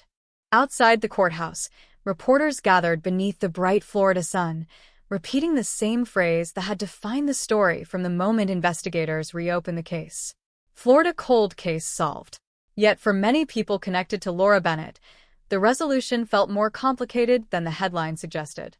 Justice had been delivered, but the years lost to uncertainty could never be returned. In Lake Marion Falls, the Bennett family property remained quiet after the trial concluded. The shed still stood near the edge of the clearing, weathered by time, but unchanged in shape. The patch of ground where Laura had been buried eventually grew over with grass again, though those who knew the story could never look at the land without remembering what had happened there. A small memorial for Laura Bennett was later placed near the entrance to the property, a simple stone marker engraved with her name and the dates that framed her life. Visitors sometimes left flowers beside the marker, reminders that even after years of silence, the memory of her disappearance had never completely faded from the community. For Ethan, the memorial represented both an ending and a beginning. The mystery that shaped his childhood had finally been resolved, replacing questions with painful clarity. Yet the story of his mother no longer existed only as a cold case file buried in police archives. It had become a lesson about the quiet dangers that can grow within families, about how unresolved anger and desperation can transform ordinary disagreements into irreversible tragedy. As time moved forward, Lake Marion Falls slowly returned to its familiar rhythm of daily life. Children rode bicycles along the same quiet streets, neighbors greeted each other outside grocery stores, and the humid Florida evenings settled over the town just as they always had. But the memory of the Bennett case lingered beneath that calm surface, a reminder that the most haunting mysteries are sometimes hidden within the places and people that appear closest to home. The story that began on a warm August night in 2001 had taken more than a decade to reach its conclusion. What started as a mysterious disappearance became a chilling cold case, and what seemed like an unsolvable puzzle ultimately revealed a secret buried in family conflict. Even now, long after the courtroom lights dimmed and the headlines faded, the echoes of that night remained in the collective memory of Lake Marion Falls, a quiet warning about how easily a single moment of rage can reshape the lives of everyone it touches. Years after the courtroom doors closed and the sentence against Michael Bennett became part of official records, the story of the Florida 2001 cold case continued to echo through Lake Marion Falls in ways that few people had expected. The legal chapter of the case had ended, yet the emotional aftermath moved more slowly, spreading through families, friendships, and quiet conversations that resurfaced whenever the past was mentioned. For many residents, the name Laura Bennett had once been connected to uncertainty and hope, a missing woman whose fate nobody could explain. now that hope had been replaced by a truth that felt heavier than the mystery it solved. The small memorial placed near the entrance of the Bennett property gradually became a place where people stopped during quiet drives through the rural road. It was not a large monument, only a simple stone set among wild grass, but it carried a significance that stretched far beyond its size. The engraving of Laura's name, the year of her birth, and the year of her death stood as a quiet statement that the story had finally been completed. Visitors often paused there without speaking, standing beneath the tall Florida pines while the wind moved gently through the branches above. In those moments, the silence seemed to hold every unanswered question that had once surrounded the case. For Ethan Bennett, the years following the trial were marked by a gradual process of understanding what had happened to his family. As a child, he had lived through the confusion of his mother's disappearance, watching adults whisper about strange clues and distant possibilities. As a young man, he had witnessed the discovery of her burial site and the confession that followed. Now, with time slowly creating distance from those events, he faced the challenge of building a future that was not defined entirely by tragedy. He often returned to the town where he grew up, walking along Cypress Avenue where his mother had once lived. The house itself had changed hands several times, and the new residents knew the story only through fragments of local history. To them, it was simply another quiet home on a shaded street. But for Ethan, the driveway, the front porch, even the mailbox carried echoes of the night everything changed. Standing there, he sometimes imagined the final evening before Laura vanished, a routine day that had ended with a phone call and a drive toward the rural property that would become the center of the investigation. The sheriff's department in Lake Marion Falls also carried the memory of the case in a different way.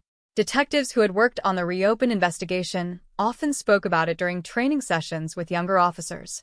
The story became a powerful example of how cold cases could remain dormant for years before new technology and fresh determination finally uncovered the truth. They described how a simple prepaid phone record had reopened the entire investigation, leading step by step toward the discovery of the burial site. Detective Daniel Ortiz, who had played a central role in solving the case, sometimes reflected on the investigation during interviews with journalists and criminal justice students. He explained that the hardest part of cold case work was not the lack of evidence, but the passage of time. Witnesses moved away, memories faded, and physical traces disappeared beneath years of change. Yet the Bennett case had demonstrated that even the smallest clue, if examined with patience, could unravel a mystery that once seemed impossible to solve. Ortiz often remembered the moment the cadaver dogs reacted near the shed on the Bennett property. The image remained vivid in his mind, the sudden shift in the dogs' behavior, the quiet tension among investigators as they marked the ground with bright flags. At that instant, he realized the investigation had reached a point of no return. Beneath the soil lay the answer that the town had searched for since 2001. For the community of Lake Marion Falls, the case gradually transformed from breaking news into a piece of shared history. Older residents still recalled the night police first began searching for Laura Bennett, when helicopters circled above the dark streets and volunteers walked through nearby woods carrying flashlights. Younger residents learned about the story through local newspapers and conversations with neighbors who remembered those early days of uncertainty. Sometimes the case resurfaced in discussions about trust within small communities. People spoke quietly about how easily the truth had remained hidden for so long, concealed behind ordinary routines and familiar relationships. Michael Bennett had attended family gatherings and spoken with neighbors for years while carrying the secret of what happened that night. The realization that such a secret could exist within the heart of a family left many residents with an uneasy awareness that appearances could be deceiving. Despite that lingering discomfort, the resolution of the cold case also brought a sense of determination among local law enforcement. Files containing other unsolved investigations were revisited with renewed attention. Detectives began reviewing old evidence, re-examining witness statements, and applying modern forensic techniques to cases that had once been considered impossible to solve. The Bennett investigation had proven that time alone did not erase the possibility of justice. For Ethan, the path forward gradually included sharing his mother's story with others. He occasionally spoke at community events and criminal justice programs, describing what it was like to grow up with a missing parent and then discover the truth years later. His words often focused not on anger but on the importance of persistence, explaining that the detectives who reopened the case had given his family something they once believed they would never have: answers. During one of those events, he described the moment he first visited the memorial stone placed on the family property. Standing there alone, he realized that the land which had once been the source of conflict had become a place of remembrance. The property dispute that triggered the fatal argument no longer mattered. What remained was the memory of a woman whose life had ended too soon, and the determination to ensure her story was never forgotten. Even today, when the sun sets over the quiet roads of Lake Marion Falls and the humid evening air settles across the town, the story of the Florida 2001 cold case still lingers in subtle ways. Residents driving past the rural properties sometimes slow their cars as they approach the clearing near the old shed. Most of the structure has been removed now, leaving only a faint outline where it once stood. Grass and wildflowers have reclaimed the ground, softening the scar left by the excavation years earlier.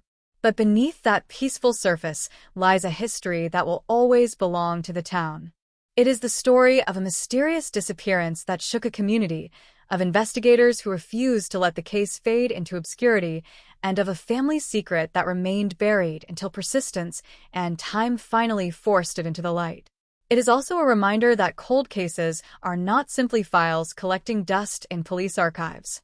They are unfinished stories, waiting quietly for the moment when the right clue, the right question, or the right piece of evidence finally reveals what has been hidden.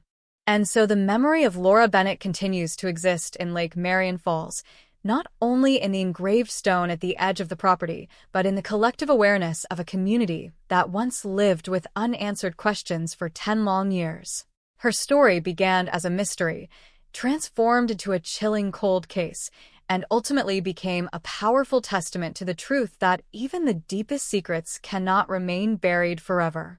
Long after the headlines faded and the courtroom lights dimmed, the story of the Florida 2001 cold case continued to linger like a shadow across Lake Marion Falls. Time moved forward as it always does in small towns.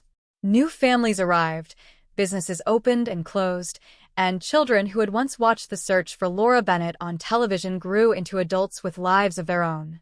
Yet beneath the ordinary rhythm of the town there remained an awareness that something profound had happened there, something that had reshaped the way people understood the quiet place they called home. For years, the disappearance of Laura Bennett had existed as a question with no ending. The town had carried that uncertainty like an open wound. Every rumor, every strange clue, every late-night sighting of a similar car had fueled speculation that stretched far beyond the facts. Some believed Laura had simply left to start over somewhere else. Others feared a stranger passing through the area had taken her. Each theory filled the silence for a while before collapsing under the weight of doubt. That uncertainty had defined the case for nearly a decade, turning it into one of those haunting mysteries that refuse to fade from memory. When the truth finally emerged, it did more than close an investigation. It changed the way people in Lake Marion Falls thought about secrets, about anger, about the fragile boundary between ordinary conflict and irreversible tragedy. The discovery that Laura's death had been caused by someone inside her own family struck the community with a force that lingered long after the trial ended. In the years following the conviction of Michael Bennett, the town slowly learned how to carry that knowledge without letting it dominate daily life. Conversations about the case grew quieter over time, shifting from shocked reactions to reflective discussions about what had happened and why. Residents who remembered Laura began sharing stories about the person she had been before the tragedy. They spoke about her kindness, her determination, and the small moments that defined her life long before the investigation began. At the local cafe near the town square, older residents sometimes gathered in the mornings to drink coffee and talk about the past. Among them were people who had volunteered during the search in 2001, walking through wooded areas with flashlights and calling Laura's name into the darkness. Those memories remained vivid even after the case was solved. They remembered the hope they carried during those long nights, the belief that she might still be found alive somewhere beyond the tree line. Now those same people spoke about the investigation with a mixture of sadness and respect for the detectives who refused to give up. They recalled how the case had been reopened years later when new technology allowed investigators to analyze phone records that once seemed insignificant. That single development had set everything in motion, transforming a forgotten file into a renewed search for answers. Detective Daniel Ortiz remained deeply connected to the case even after moving on to other assignments. Whenever he drove through Lake Marion Falls, he sometimes found himself taking the rural road that led toward the Bennett property. The land looked different now. The old shed where the fatal argument occurred had been removed, and the clearing had begun returning to its natural state. Wild grass covered the area where the excavation once took place, and tall trees surrounded the property, like silent witnesses to the past. Standing there, Ortiz occasionally reflected on how fragile the line between mystery and truth can be. For 10 years, the disappearance of Laura Bennett had seemed impossible to solve. The evidence was limited, the witnesses uncertain, and the trail appeared to vanish completely. Yet the case was never truly gone. It waited quietly in the archives until someone looked at it again with fresh determination. For Ethan Bennett, the passage of time brought a gradual sense of perspective. In the early months after the trial, he struggled with the conflicting emotions that came with learning the truth. Anger, grief, and disbelief mixed together in ways that felt impossible to untangle. But as years passed, those feelings slowly shifted into something different. The answers he once demanded had been delivered, and the mystery that overshadowed his childhood no longer defined his identity. Ethan eventually chose to stay connected to Lake Marion Falls rather than leaving it behind. The town held painful memories, but it also contained the only remaining pieces of his mother's life. The places she once visited, the streets she once walked, the neighbors who still remembered her smile. Preserving those memories became important to him, a way of ensuring that Laura Bennett was remembered for more than the circumstances of her death. Each year, on the anniversary of her disappearance, Ethan visited the memorial stone near the entrance to the old family property. Sometimes he arrived alone, sometimes accompanied by friends or relatives who still gathered to honor her memory. The ceremony was never elaborate. A few flowers placed near the stone, a moment of silence, and quiet reflections about the past. Yet those simple acts carried a meaning that could not be measured by size or ceremony. During one visit, as the evening sun lowered behind the trees, Ethan stood beside the stone and listened to the wind moving through the tall grass. In that moment, he realized something that had taken years to understand. The story of the cold case was not only about the crime itself. It was about persistence, about the determination of investigators who refused to forget, and about the resilience of a community that endured uncertainty for so long. The case had also become an important lesson within law enforcement circles across Florida. Training programs for new detectives often reference the Bennett investigation when discussing the value of reopening cold cases. Instructors emphasized how technological advancements, particularly in digital records and forensic analysis, could breathe new life into investigations once considered unsolvable. The discovery of the prepaid phone records, something that might have been overlooked years earlier, ultimately exposed the truth hidden behind the disappearance. But perhaps the most powerful lesson came from the human side of the story. The Bennett case demonstrated how unresolved conflict, when mixed with anger and fear, could spiral into irreversible violence. It reminded investigators and community members alike that many crimes do not begin with elaborate plans or mysterious strangers. Sometimes they emerge from ordinary disputes that escalate in ways nobody anticipates. As time continued to move forward, Lake Marion Falls gradually returned to the calm atmosphere it had always known. Visitors driving through the area rarely noticed the quiet road that once led investigators to the burial site. To them, it looked like any other rural landscape in Florida, a stretch of land framed by trees and warm sunlight. Yet for those who remembered the events of 2001 and the years that followed, that landscape held a deeper significance. It represented the place where a hidden truth was finally uncovered, where persistence overcame silence, and where a cold case that once haunted an entire town reached its final chapter. Even now, long after the investigation concluded, the story continues to echo through the memory of Lake Marion Falls. It lives in the conversations of neighbors who recall the night Laura disappeared. It lives in the determination of detectives who keep reopening old files in search of forgotten clues. And it lives in the quiet presence of a memorial stone standing at the edge of a piece of land that once concealed one of the town's darkest secrets. Because some stories never truly disappear. They remain beneath the surface of time, waiting for someone willing to listen closely enough to hear what the past has been trying to say all along. Nearly 2 decades after the night Laura Bennett disappeared, the story that began as a quiet missing person report had grown into something larger than anyone in Lake Marion Falls could have imagined. What started with a single phone call and a dark rural road eventually unfolded into one of the town's most haunting chapters, a cold case that exposed the fragile balance between ordinary life and the hidden tensions that sometimes lie just beneath the surface. Even as years passed and the investigation moved into history, the echoes of that night continued to shape how people understood the past. In the early days after the confession and trial, journalists described the Bennett investigation as a rare example of a cold case finally reaching justice after years of silence. But within the town itself, the story carried deeper layers than a simple headline could capture. Residents remembered the fear that spread through the community when Laura first vanished. They remembered the search parties moving slowly through the woods, the sheriff's deputies knocking on doors late at night, and the uneasy realization that something terrible might have happened. Those memories never fully disappeared, even after the truth came to light.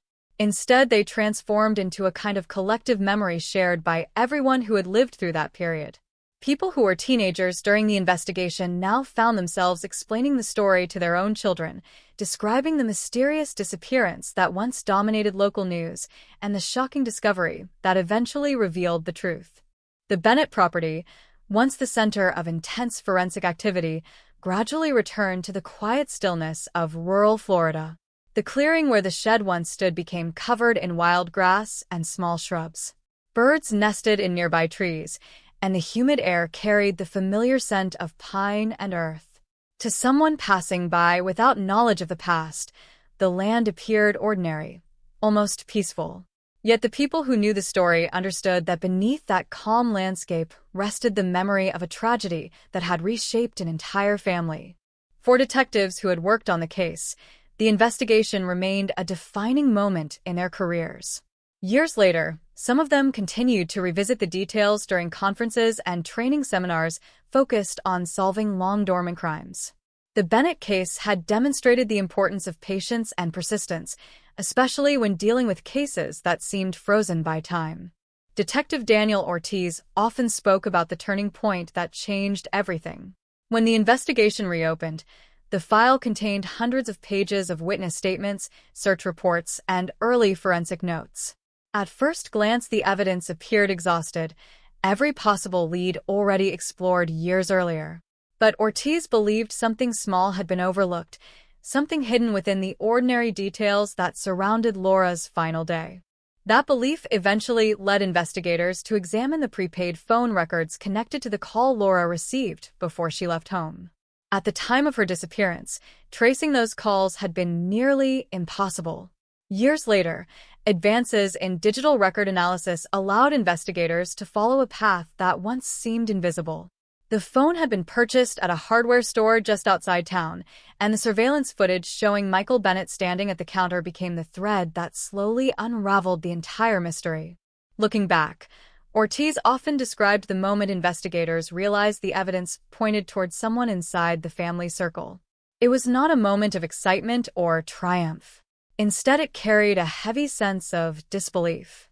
The idea that the person responsible for Laura's death had participated in family gatherings and community events for years felt deeply unsettling.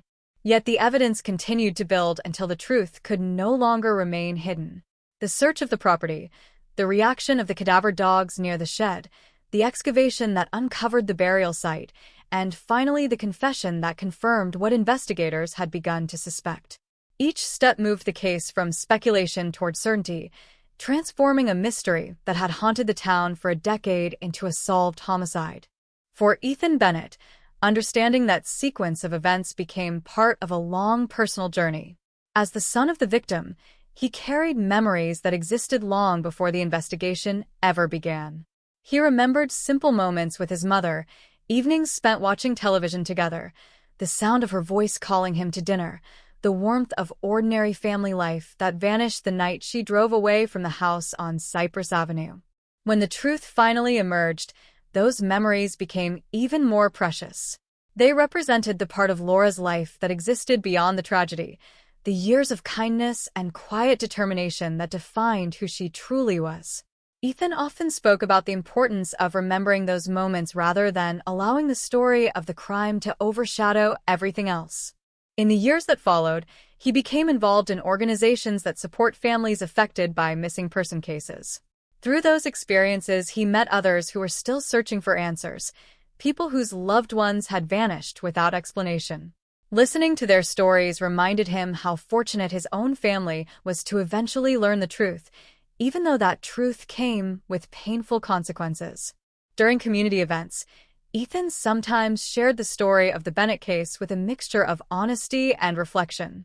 He described how the mystery shaped his childhood, how the uncertainty of not knowing what happened to his mother created a constant shadow over his life. But he also spoke about the moment investigators uncovered the burial site and how that discovery, despite its horror, finally ended years of unanswered questions. His message to those audiences was simple but powerful. Cold cases are not merely investigations stored in police archives. They represent real people, real families, and real lives suspended in uncertainty. Every file waiting on a shelf holds a story that deserves to be completed. The town of Lake Marion Falls gradually embraced that perspective as well. Each time news emerged about another cold case being reopened somewhere in the country, residents remembered the Bennett investigation and the long path that led to its resolution. The story became a reminder that time does not erase the need for justice. Even today, visitors driving along the rural road near the old Bennett property sometimes notice the small memorial stone standing near the entrance. The engraving remains simple and quiet, yet it carries the full weight of the story that unfolded there. Flowers occasionally appear beside it, placed by friends, relatives, or even strangers who learned about the case years later. As evening settles over the land and the warm Florida air grows still, the clearing where the shed once stood looks almost unchanged by history. Yet the people of Lake Marion Falls know that the ground beneath that grass once concealed a truth that refused to remain buried forever. The story that began with a mysterious disappearance in 2001 traveled through years of silence, suspicion, and unanswered questions before finally reaching its conclusion. Along the way, it revealed the quiet persistence of investigators, the resilience of a family searching for answers, and the haunting reality that sometimes the darkest secrets exist within the closest circles of trust. And even though the legal case is long finished, the memory of Laura Bennett continues to live on in the town where her life once unfolded. It exists in the voices of neighbors who remember the early search efforts, in the lessons taught to young detectives studying cold case investigations, and in the quiet determination of those who believe that every unanswered mystery deserves one final chance to be solved. Years passed, yet the silence around the 2001 Florida disappearance never truly settled. It lingered like humidity in the coastal air, heavy and impossible to ignore. New families moved into the neighborhood. Children grew up hearing fragments of the story from older residents, and the name of the missing woman drifted through conversations like an unfinished sentence. For investigators who had worked the case in its early days, the memory remained sharper than they cared to admit. The photographs of the small house, the scattered belongings, the kitchen light left on in the middle of the night, all of it had been carefully boxed and stored away in the cold case archive. But even as files gathered dust, questions refused to disappear. Why had she vanished without a trace? Why had there been no sign of forced entry, no struggle, no clear suspect? And most unsettling of all, why did the people closest to her seem to remember that final evening so differently? By the late 2010s, the case had become something of a local legend.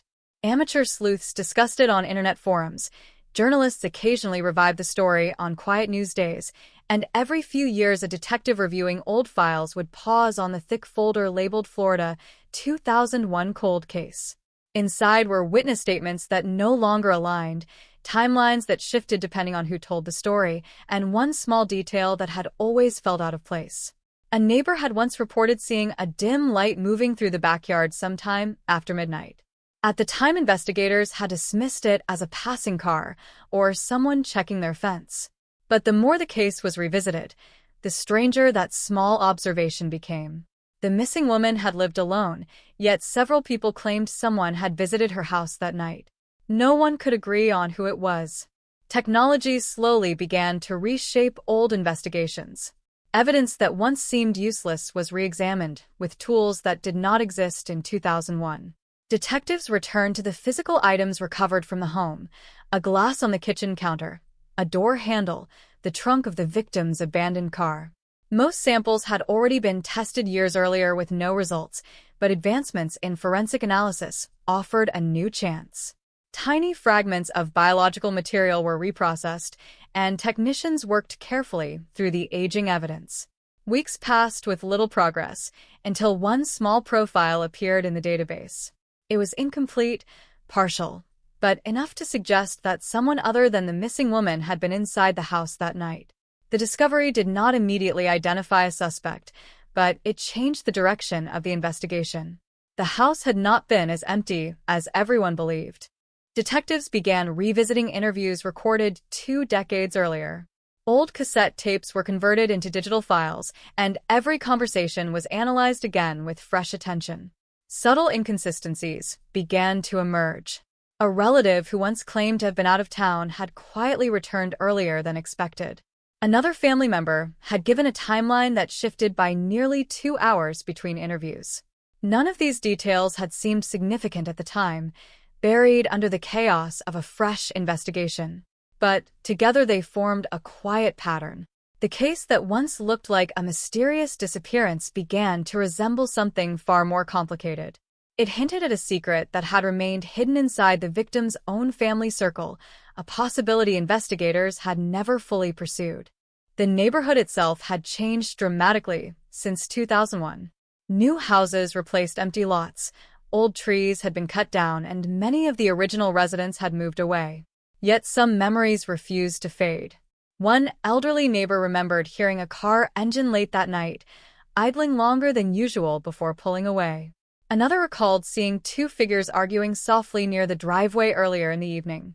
At the time, those details had seemed ordinary, pieces of a story that never connected. But as detectives rebuilt the timeline, the fragments slowly began aligning. The missing woman had received a visitor shortly after dinner. The visit lasted longer than expected. And sometime after midnight, someone left the property carrying something heavy enough to force them to move slowly through the backyard. The investigators now faced a chilling realization. The disappearance that once seemed random may have unfolded in the presence of someone the victim trusted. Phone records from that era were limited, but detectives still managed to track down archived billing logs from a local carrier. One number appeared repeatedly in the days leading up to the disappearance. It belonged to a relative who had insisted during early interviews that they rarely spoke. Confronted with the old records years later, the explanation shifted again. The calls were dismissed as casual conversations, nothing unusual. Yet the frequency suggested tension rather than routine. Something had been building in the days before the woman vanished, something serious enough to trigger multiple late-night calls and an unexpected visit. For the community, the renewed investigation reopened wounds that had barely healed. Residents who once believed the case would remain forever unsolved began hearing whispers that detectives were looking closely at the family again. Some found the idea disturbing, others quietly admitted they had always suspected something was wrong. After all, the early days of the investigation had been marked by an unusual calm among certain relatives. There had been grief, certainly, but also moments that seemed strangely controlled, as though some people were more concerned with managing appearances than searching for answers. Those impressions had faded with time, yet they returned now with unsettling clarity. The most haunting element remained the house itself. Though it had changed owners several times, its layout remained the same. Detectives walked through the rooms again, retracing the events of that final evening step by step. The kitchen window overlooked the backyard where the faint moving light had been seen. The narrow hallway led to the bedroom where the victim's belongings were left undisturbed. Nothing suggested a violent struggle, yet the stillness carried its own tension. Investigators believe the confrontation may have been brief, sudden, and followed by a desperate attempt to erase what had happened. The house had held its silence for years, but every creaking floorboard seemed to echo the same question: what really happened that night?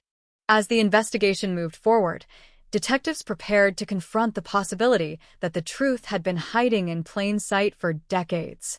A family dispute, a moment of anger, a decision made in panic, any of these could have transformed an ordinary evening into the beginning of a cold case mystery.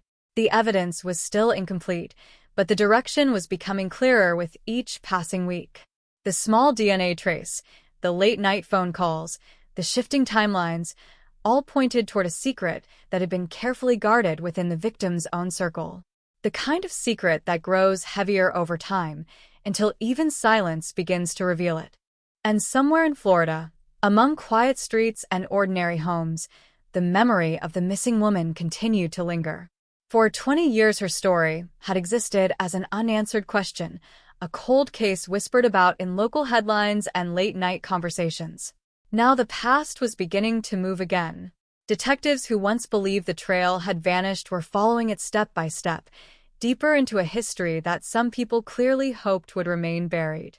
Because the longer they looked, the clearer one possibility became.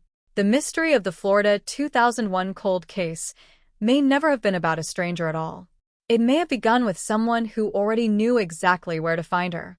For years the story had existed as a quiet rumor buried beneath the routines of everyday life, but once investigators reopened the Florida 2001 cold case, the silence surrounding it began to fracture. Detectives who had once treated the disappearance as a mystery involving an unknown intruder were now examining a possibility that felt far more disturbing: the idea that the truth had always been hidden among the people closest to the victim. The renewed investigation moved slowly but deliberately, each step guided by the fragments uncovered during the review of old evidence. The partial DNA profile recovered from the kitchen glass had not immediately revealed a name, yet it had introduced a crucial fact into the narrative of that night. Someone else had been inside the house, someone whose presence had never been fully explained. That discovery alone transformed the tone of the case.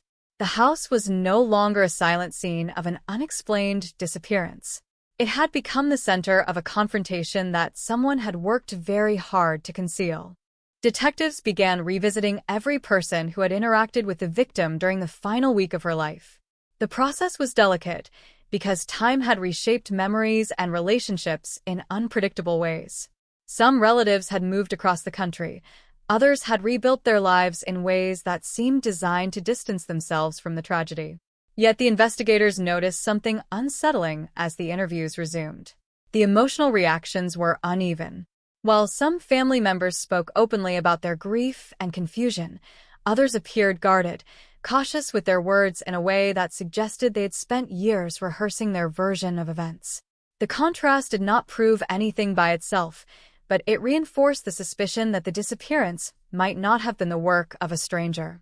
One interview in particular shifted the investigation into darker territory. A relative who had once insisted they barely spoke to the victim was confronted with the old phone records showing repeated late-night calls in the days before she vanished. At first, the explanation came quickly, almost too quickly: casual conversations about family matters, nothing serious. But when detectives asked about the visit to the house that evening, the tone changed. The visitor admitted they had stopped by briefly, claiming it was a simple check-in that lasted only a few minutes. Yet the timeline offered by neighbors suggested something very different. Witnesses remembered a car parked in the driveway for nearly an hour. Someone had been inside long enough for voices to rise in a quiet argument that drifted through the warm Florida night. As the investigation pressed forward, detectives constructed a more detailed reconstruction of the final hours. The victim had returned home in the early evening after running errands. She had spoken on the phone with a friend shortly before dinner, mentioning that a relative might stop by to discuss a personal matter. Nothing in her voice suggested fear, but the conversation carried a hint of frustration. According to the friend, the victim sounded tired of dealing with ongoing family tensions that had been building for months. What those tensions involved remained unclear, but they now appeared central to understanding what happened next. When the relative arrived at the house later that evening, the conversation may have begun calmly. The kitchen table still held 2 chairs pulled slightly away from their usual positions, a detail noted in the original crime scene photographs. At the time, it had seemed meaningless. Now, investigators saw it differently. 2 people had likely sat there face to face, discussing something serious enough to escalate into a heated exchange. The argument described by the neighbor suggested raised voices, followed by a sudden silence. That silence had lasted for hours, until someone was seen moving through the backyard shortly after midnight. The discovery of the backyard light moving slowly across the property became one of the most haunting images connected to the case. A neighbor had watched it through their window, puzzled but not alarmed.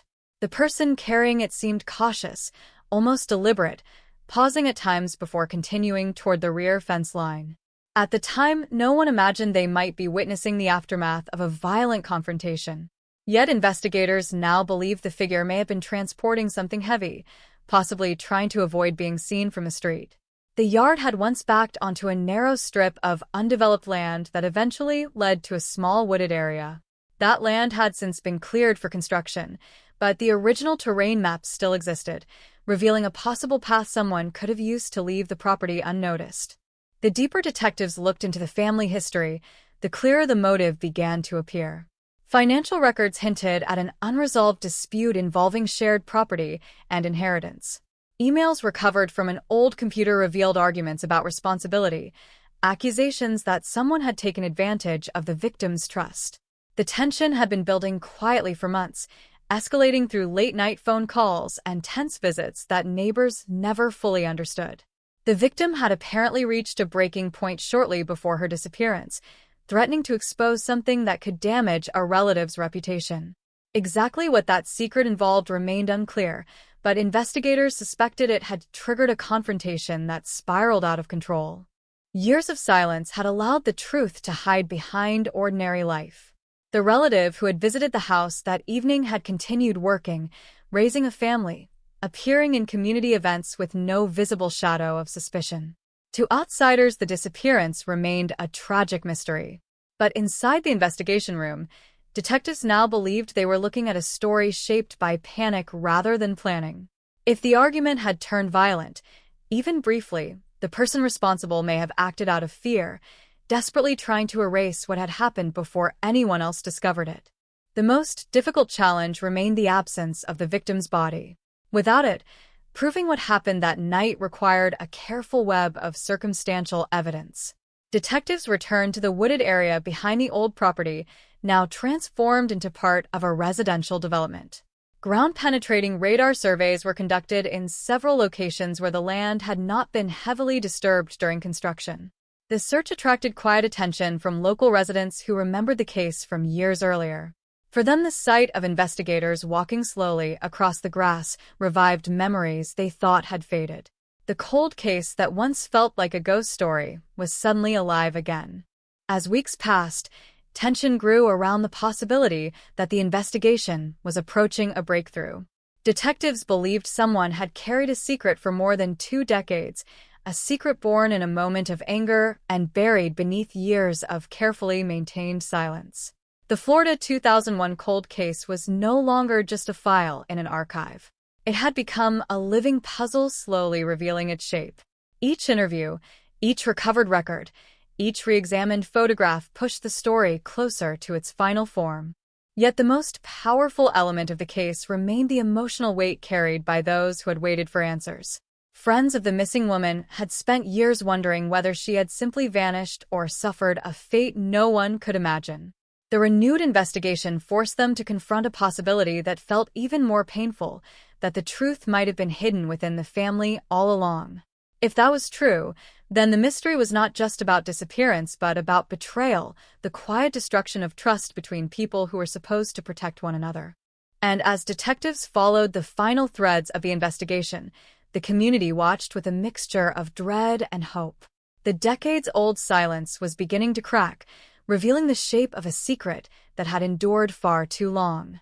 Somewhere within those fragments of evidence lay the final answer to what happened inside that Florida house on a warm night in 2001, an answer that could finally close one of the region's most haunting cold cases and reveal a truth that had been hiding in plain sight since the very beginning. By the time the investigation reached its third decade, the Florida 2001 cold case had evolved into something far heavier than a missing person file. It had become a shadow stretching quietly across years of ordinary life, touching every person who had once been part of the victim's world. Detectives working the renewed investigation could feel that shadow pressing closer with each discovery.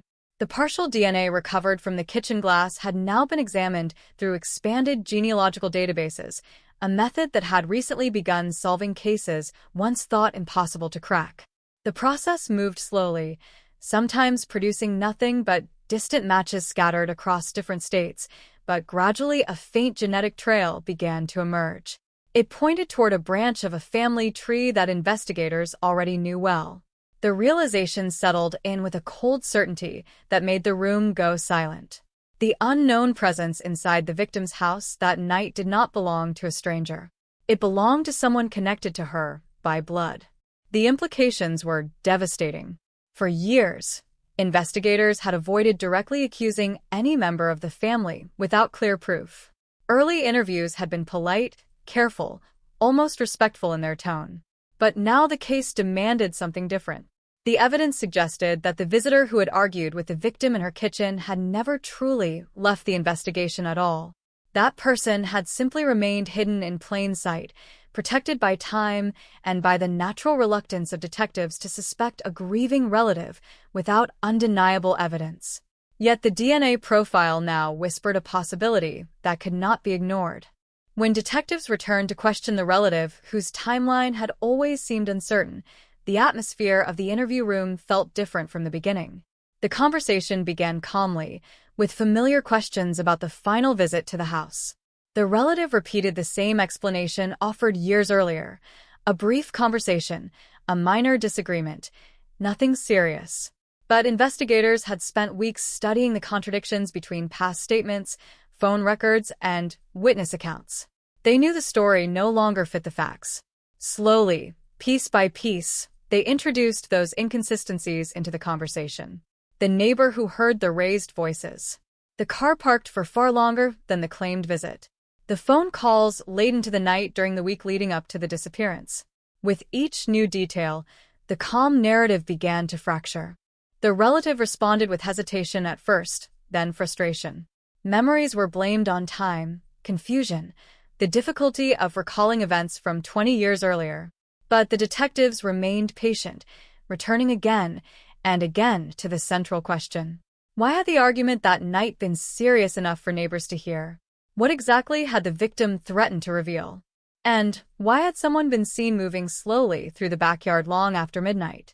The room grew quiet after that last question, the kind of silence that seems to stretch endlessly as a person searches for an answer that no longer exists. Outside the interview room, investigators continued building their case. Financial records confirmed the dispute between the victim and her relative had been far more intense than anyone initially admitted. A shared property arrangement had deteriorated into accusations of deception. Documents suggested that money had disappeared from a joint account shortly before the argument that evening. Emails recovered from an old computer revealed harsh words exchanged between the two, accusations that one had betrayed the other's trust in ways that could not easily be forgiven. Those messages painted a picture of a relationship collapsing under pressure, a conflict that had grown personal and volatile. The theory that investigators now considered was both simple and tragic. The relative had arrived at the house expecting another heated conversation about money and betrayal. The victim had grown tired of the excuses and had threatened to expose the truth to other members of the family. What followed may have begun as an argument across the kitchen table, but escalated into something far worse. A moment of anger, perhaps a shove or a desperate attempt to silence the confrontation, could have ended in a sudden and irreversible tragedy. Panic would have followed immediately. In the quiet hours of the night, the person responsible may have realized the consequences of what had just happened and decided that the only way to survive the moment was to make the victim disappear. The image of the backyard light returned again in the minds of investigators. The slow movement across the grass, the careful steps toward the rear fence, the heavy object being carried into the darkness beyond the property. It was no longer just a strange observation from a sleepy neighbor. It had become the possible final glimpse of the crime itself. Detectives believe the body may have been transported into the undeveloped land behind the house, a place that in 2001 had been quiet and isolated. Over the years, construction crews had altered the landscape so dramatically that any physical evidence might have been lost forever. Yet the story of that night still lingered in the patterns of human behavior, the subtle cracks in a narrative that had been repeated too many times. The pressure of the renewed investigation began to ripple through the community. News outlets picked up whispers that the cold case might finally be approaching a resolution. Residents who remembered the disappearance gathered fragments of information from rumors and local reports. Some expressed shock at the possibility that the mystery could involve a family member. Others admitted quietly that they had always wondered whether the truth was closer to home than anyone wanted to admit. The story that once felt distant and unresolved now carried the tension of something about to break. Inside the investigation, detectives understood that the next step would determine whether the case finally moved from suspicion to resolution. Prosecutors reviewed the evidence carefully, weighing whether the combination of DNA results, witness testimony, financial disputes, and conflicting statements could support criminal charges after so many years. The challenge was immense. Memories fade, witnesses move away, and physical evidence can disappear. Yet sometimes the passage of time reveals what urgency once concealed. In this case, 2 decades had allowed investigators to see the pattern clearly, a pattern that pointed again and again toward the same person standing in that kitchen on the night the victim vanished. Meanwhile, the relative at the center of the investigation faced a quiet but relentless pressure. Friends noticed the tension in their voice, the sudden reluctance to discuss the old case that had once been dismissed as a tragic mystery. The past, once safely buried beneath years of silence, was beginning to resurface. Every news update, every mention of the cold case reopening, seemed to tighten the invisible circle around the truth. The secret that may have begun in a moment of panic had survived for decades, but secrets rarely remain buried forever. As the investigation moved toward its decisive moment, detectives returned once more to the house where everything had started. The structure looked ordinary in the fading afternoon light, a place where families had lived their lives unaware of the history hidden within its walls. Yet for the investigators standing there, the house felt like the center of a story that had stretched across generations. Somewhere between the kitchen table and the dark backyard, a life had ended and a mystery had begun. Now, after 20 years of silence, the final pieces of that mystery were slowly sliding into place. And as the Florida 2001 cold case edged closer to its long-awaited conclusion, the community waited with a mixture of hope and dread. Hope that the missing woman's story would finally be understood, that her disappearance would no longer exist as an unanswered question. And dread at the possibility that the truth, when fully revealed, might expose a betrayal so profound that it would forever change the way people remembered the quiet night when everything began. The final chapter of the Florida 2001 cold case did not arrive with flashing lights or dramatic headlines at first. Instead, it unfolded quietly, almost cautiously, as investigators moved through the last steps of a process that had taken more than 2 decades to reach this point. By the time prosecutors reviewed the evidence collected during the reopened investigation, the story had transformed from a mysterious disappearance into something far more precise. The fragments gathered over the years now formed a narrative that investigators believed they could finally present in full. A partial DNA profile linked to the kitchen glass, phone records documenting escalating conflict, witness accounts describing a late-night argument, and the shifting statements of a relative whose timeline had never remained consistent. None of those pieces alone could explain what happened in the small Florida house on that warm night in 2001. But together they pointed toward a single conclusion that investigators had once hesitated to consider.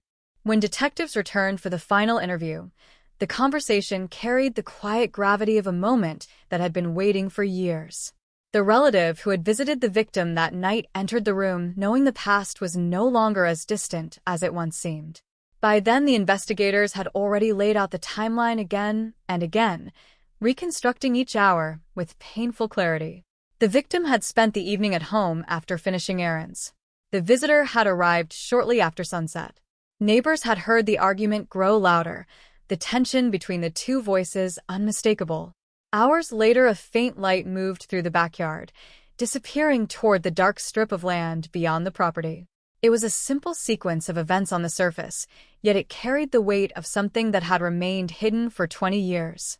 Detectives presented the DNA results carefully, explaining that modern genealogical analysis had traced the unknown profile to a branch of the same family tree. The explanation that followed was quiet but direct. Someone closely related to the victim had been present in that kitchen. The silence that followed stretched long enough to make every sound in the room feel amplified. A chair shifted slightly. Papers rustled on the table. The person who had once described the visit as a brief conversation now faced a reality that could no longer be dismissed as coincidence. What happened next did not resemble the dramatic confessions often imagined in crime stories. Instead, it unfolded slowly, like the release of a secret that had grown heavier with time. The relative began speaking in fragments at first, correcting small details from earlier statements. The visit had lasted longer than originally claimed. The argument had been more serious than anyone realized. Words were exchanged that could not easily be taken back. Financial accusations, threats to reveal the truth to the rest of the family, years of resentment surfacing in a single conversation that refused to calm down. The story that emerged was not a carefully planned crime, but a moment of anger that spiraled into something irreversible. According to the explanation that followed, the confrontation had turned physical almost without warning. A shove across the kitchen table, a desperate attempt to push someone away, and then a sudden fall that struck the edge of the counter. The silence that followed must have been terrifying. Panic replaced anger in an instant. The realization that the victim was no longer moving left the visitor standing alone in the kitchen, facing a decision that would define the rest of their life. Instead of calling for help, fear took control. The next hours were spent trying to erase what had happened. The account matched the details investigators had slowly uncovered during the renewed investigation. The body was wrapped in whatever materials could be found quickly inside the house. The backyard became the only path out of sight from the street. The faint light seen by the neighbor came from a small flashlight carried during the slow trip across the grass. Beyond the rear fence, the undeveloped land offered darkness and isolation. The body was hidden there in a place that seemed certain to remain undisturbed. By the time morning arrived, the visitor returned home carrying the unbearable knowledge that the argument had turned into something far beyond repair. The disappearance was reported soon afterward, and the same relative who had caused the confrontation joined the search like everyone else. For years the role was played carefully. Concern was expressed, interviews were given. Sympathy was offered to friends and neighbors who wondered how a woman could vanish without explanation. Each passing year made the secret feel both safer and heavier. The land behind the house changed, construction crews arrived, and the landscape, where the body had been hidden, was eventually transformed by development. What had once been open ground became part of a new neighborhood. The secret seemed permanently buried beneath layers of soil and concrete. Yet time has a strange way of reshaping truth. The technological advances that allowed investigators to re-examine old evidence had slowly reopened a door the relative believed was closed forever. The DNA fragment recovered from the kitchen glass became the first crack in that illusion. Genealogical databases widened the circle of possible identities until the family connection could no longer be ignored. Each interview added pressure, each inconsistency raising new questions. Eventually, the story could not remain contained within silence any longer. The formal arrest that followed brought the Florida 2001 cold case into the headlines once again, But the tone of the story had changed. What began as a mysterious disappearance had ended as a tragedy rooted in family conflict and a single moment of panic. For the community that had carried the weight of the unsolved case for decades, the resolution arrived with complicated emotions. Relief that the truth had finally been revealed mixed with the unsettling realization that the mystery had never been as distant as people once believed. For the victims' friends, the conclusion offered something they had been denied for years: an explanation. The uncertainty that haunted every memory of her final days could finally be replaced by a narrative, however painful it might be. They remembered her as someone who valued honesty and fairness, someone who had refused to remain silent about the dispute that had been building within the family. In the end, that determination may have led directly to the confrontation that ended her life. The house where everything happened still stands quietly on its street, changed only by the passage of time and the families who have lived there since. Most people passing by would never guess that its kitchen once held the beginning of a mystery that lasted more than 20 years. Yet for those who know the story, the place carries a quiet echo of that night. The argument that spiraled out of control, the light moving slowly across the backyard, the secret carried through decades of silence. The Florida 2001 cold case finally closed not because the past remained buried, but because time and persistence refused to let it disappear completely. Investigators who reopened the file decades later followed the faintest clues, trusting that even the smallest fragment of evidence could eventually lead back to the truth. In the end, it did. The mystery that once seemed impossible to solve revealed itself piece by piece, until the story, hidden inside the silence, could finally be told. And for the community that had waited so long, the conclusion carried a quiet reminder. Some secrets survive for years, even decades, but the truth has a way of moving patiently through time. One day it returns to the surface, bringing with it the answers that were missing all along, and closing the chapter of a cold case that once seemed destined to remain unsolved forever.